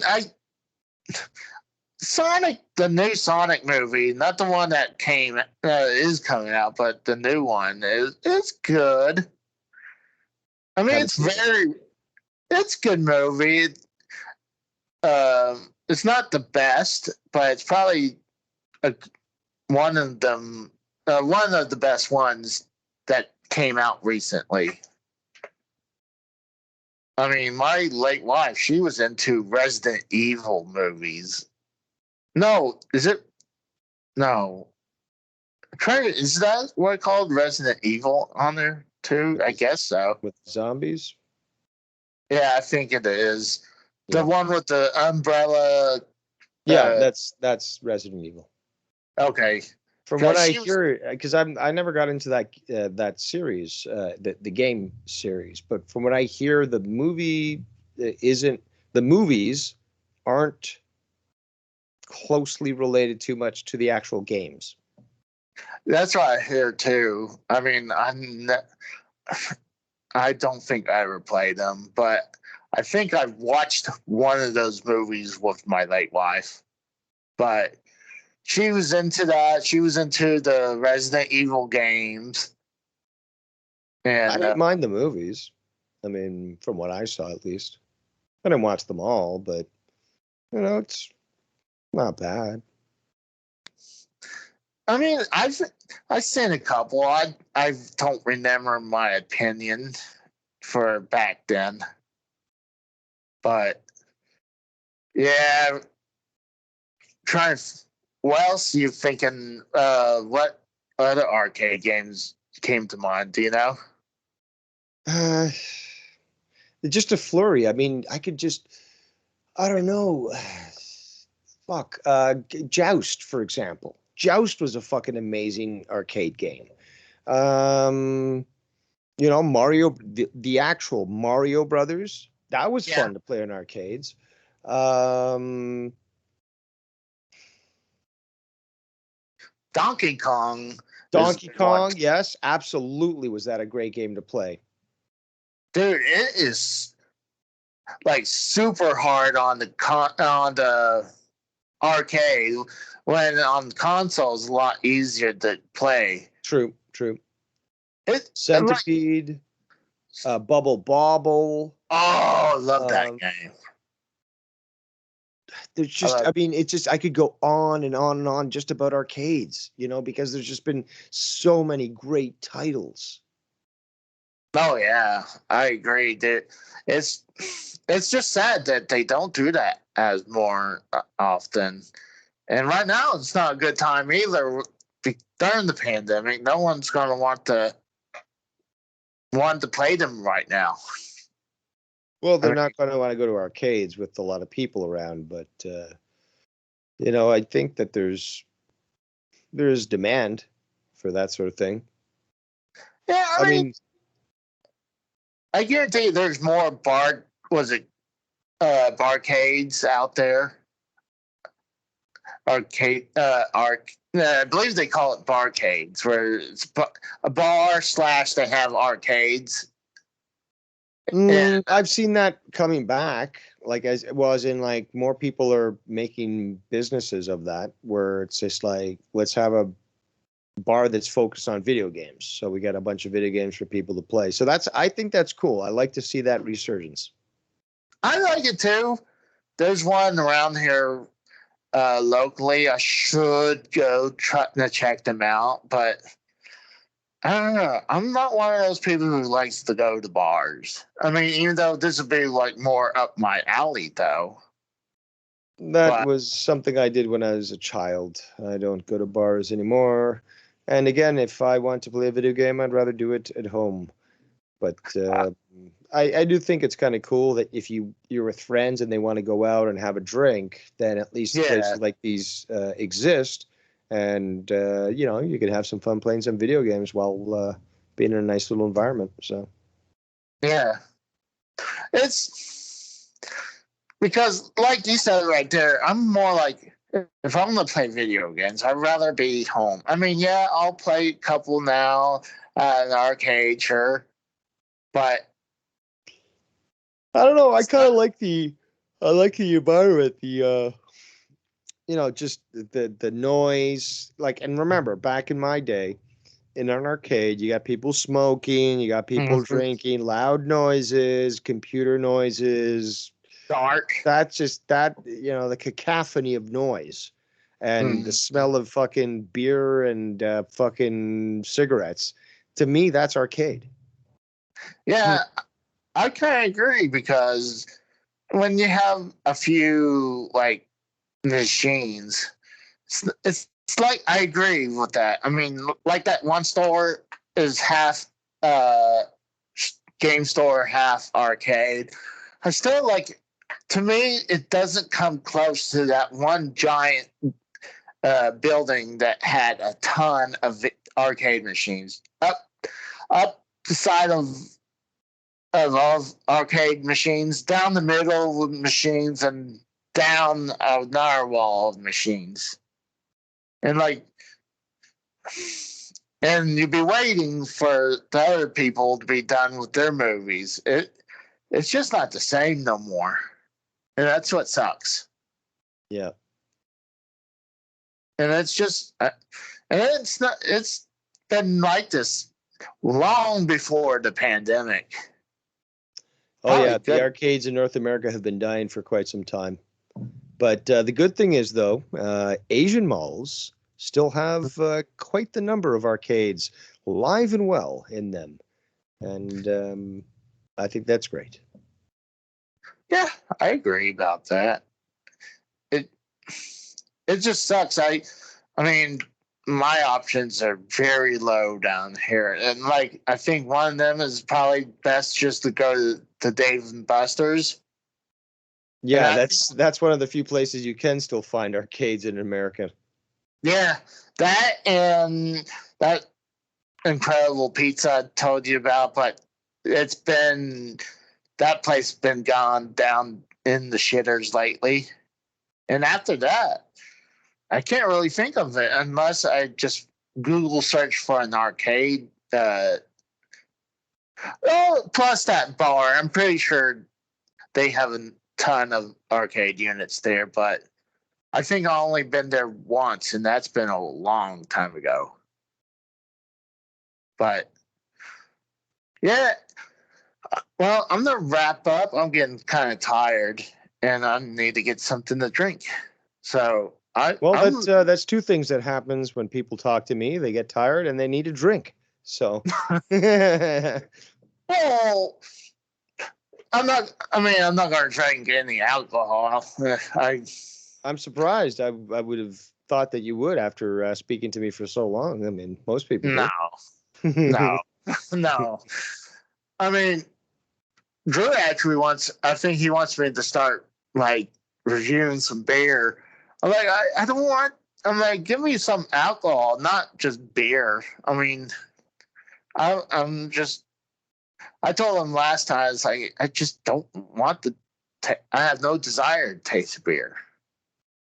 Yeah, like, he should send you some harder liquor. Also, shout out to Qbert. Great game. Love that game. Yeah, I agree.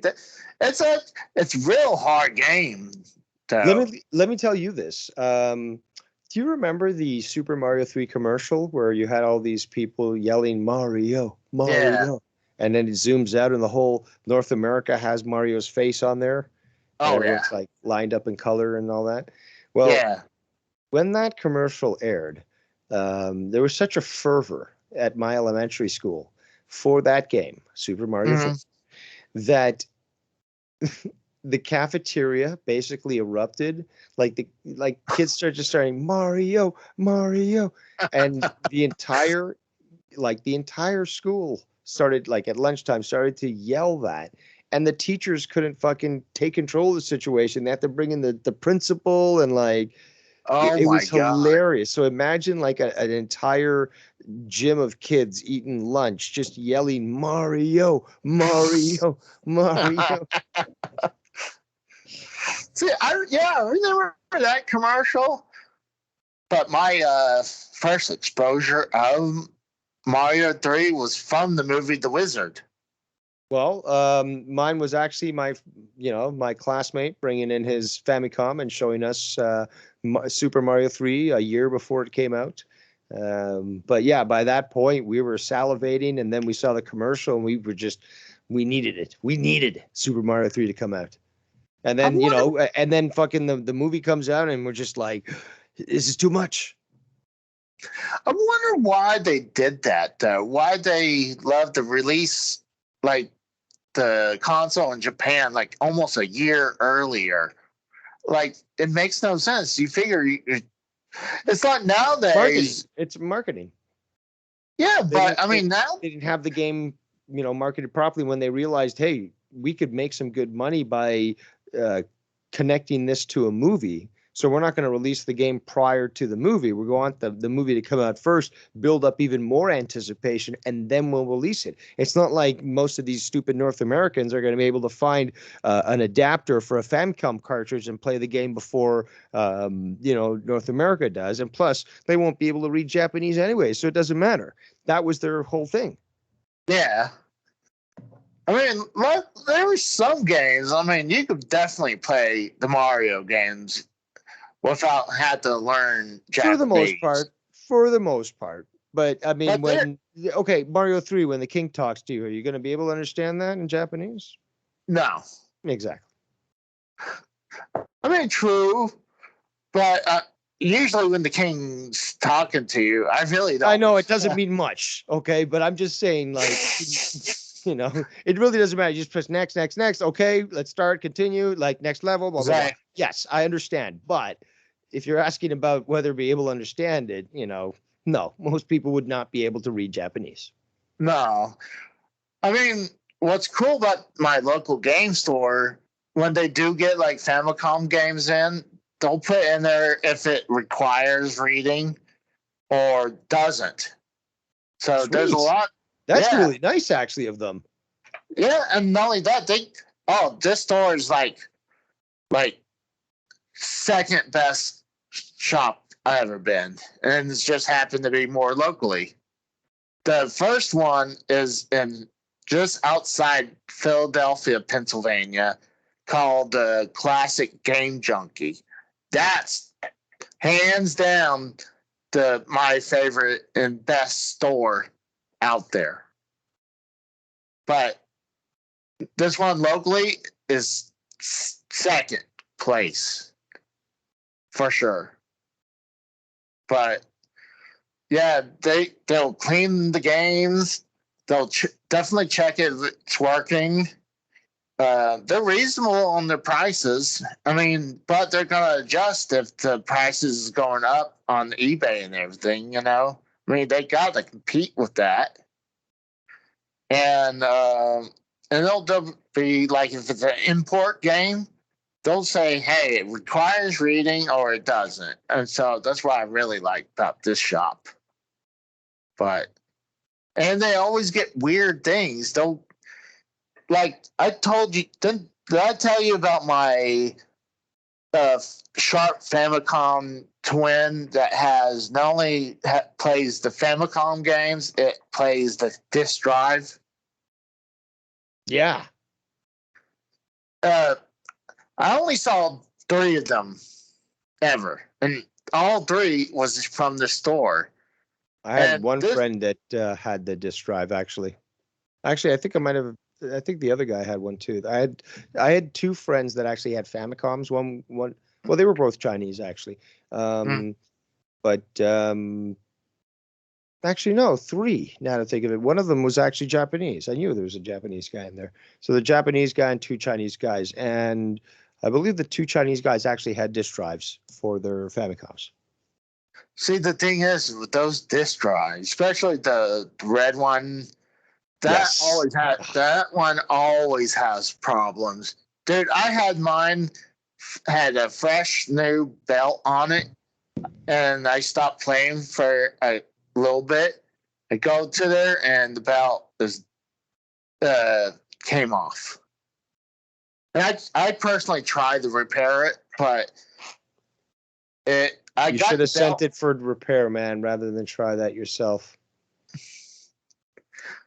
Yeah, I end up kicking myself in the ass. I actually still have it in pieces.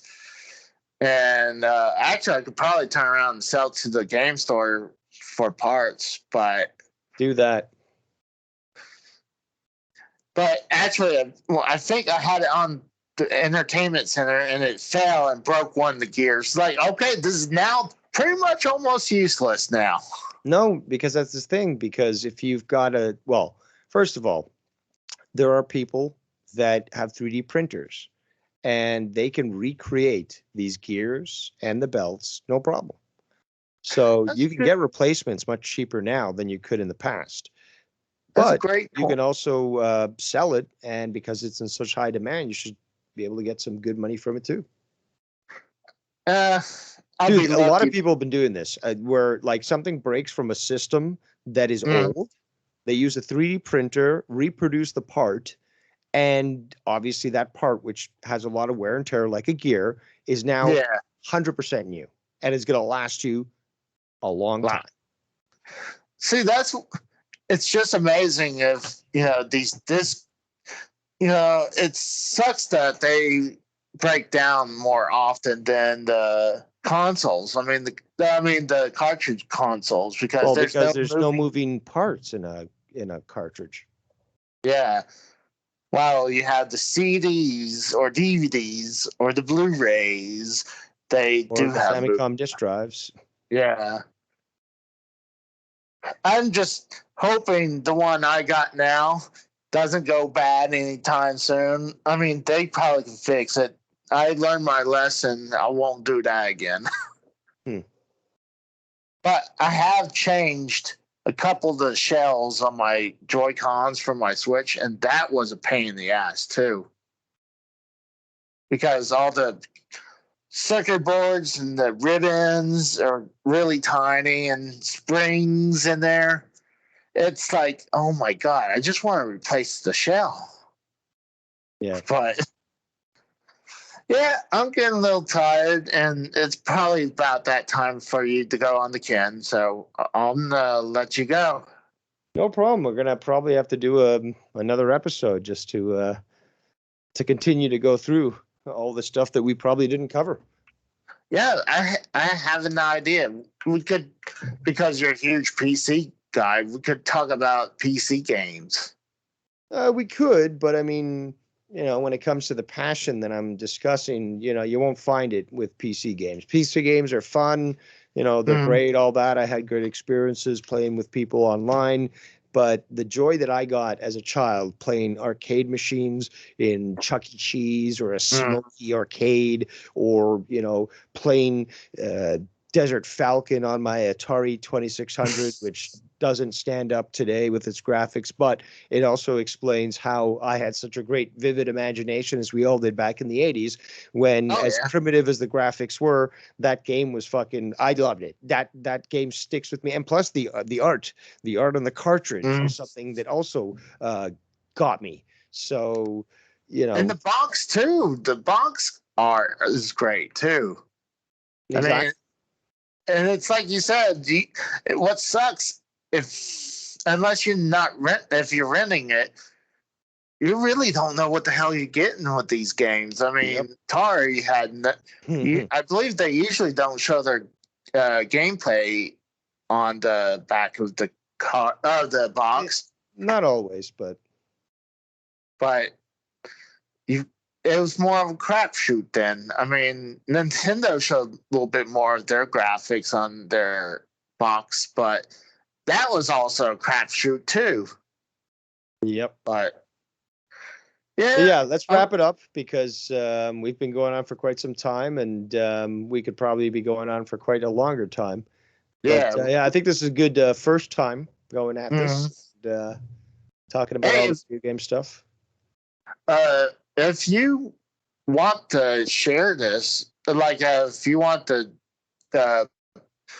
I'm definitely going to put this on mine, but if you want to, I mean, you could download this and put on yours if you want. I mean, I'll just direct people to go watch it on your channel. All right, Dave. Well, thank you very much, and I'll talk to you later. All right. Thanks again for having me on. Oh, we got to get together again. For sure. Thank you, buddy. I'll talk to you later. You take care. See you. Bye-bye.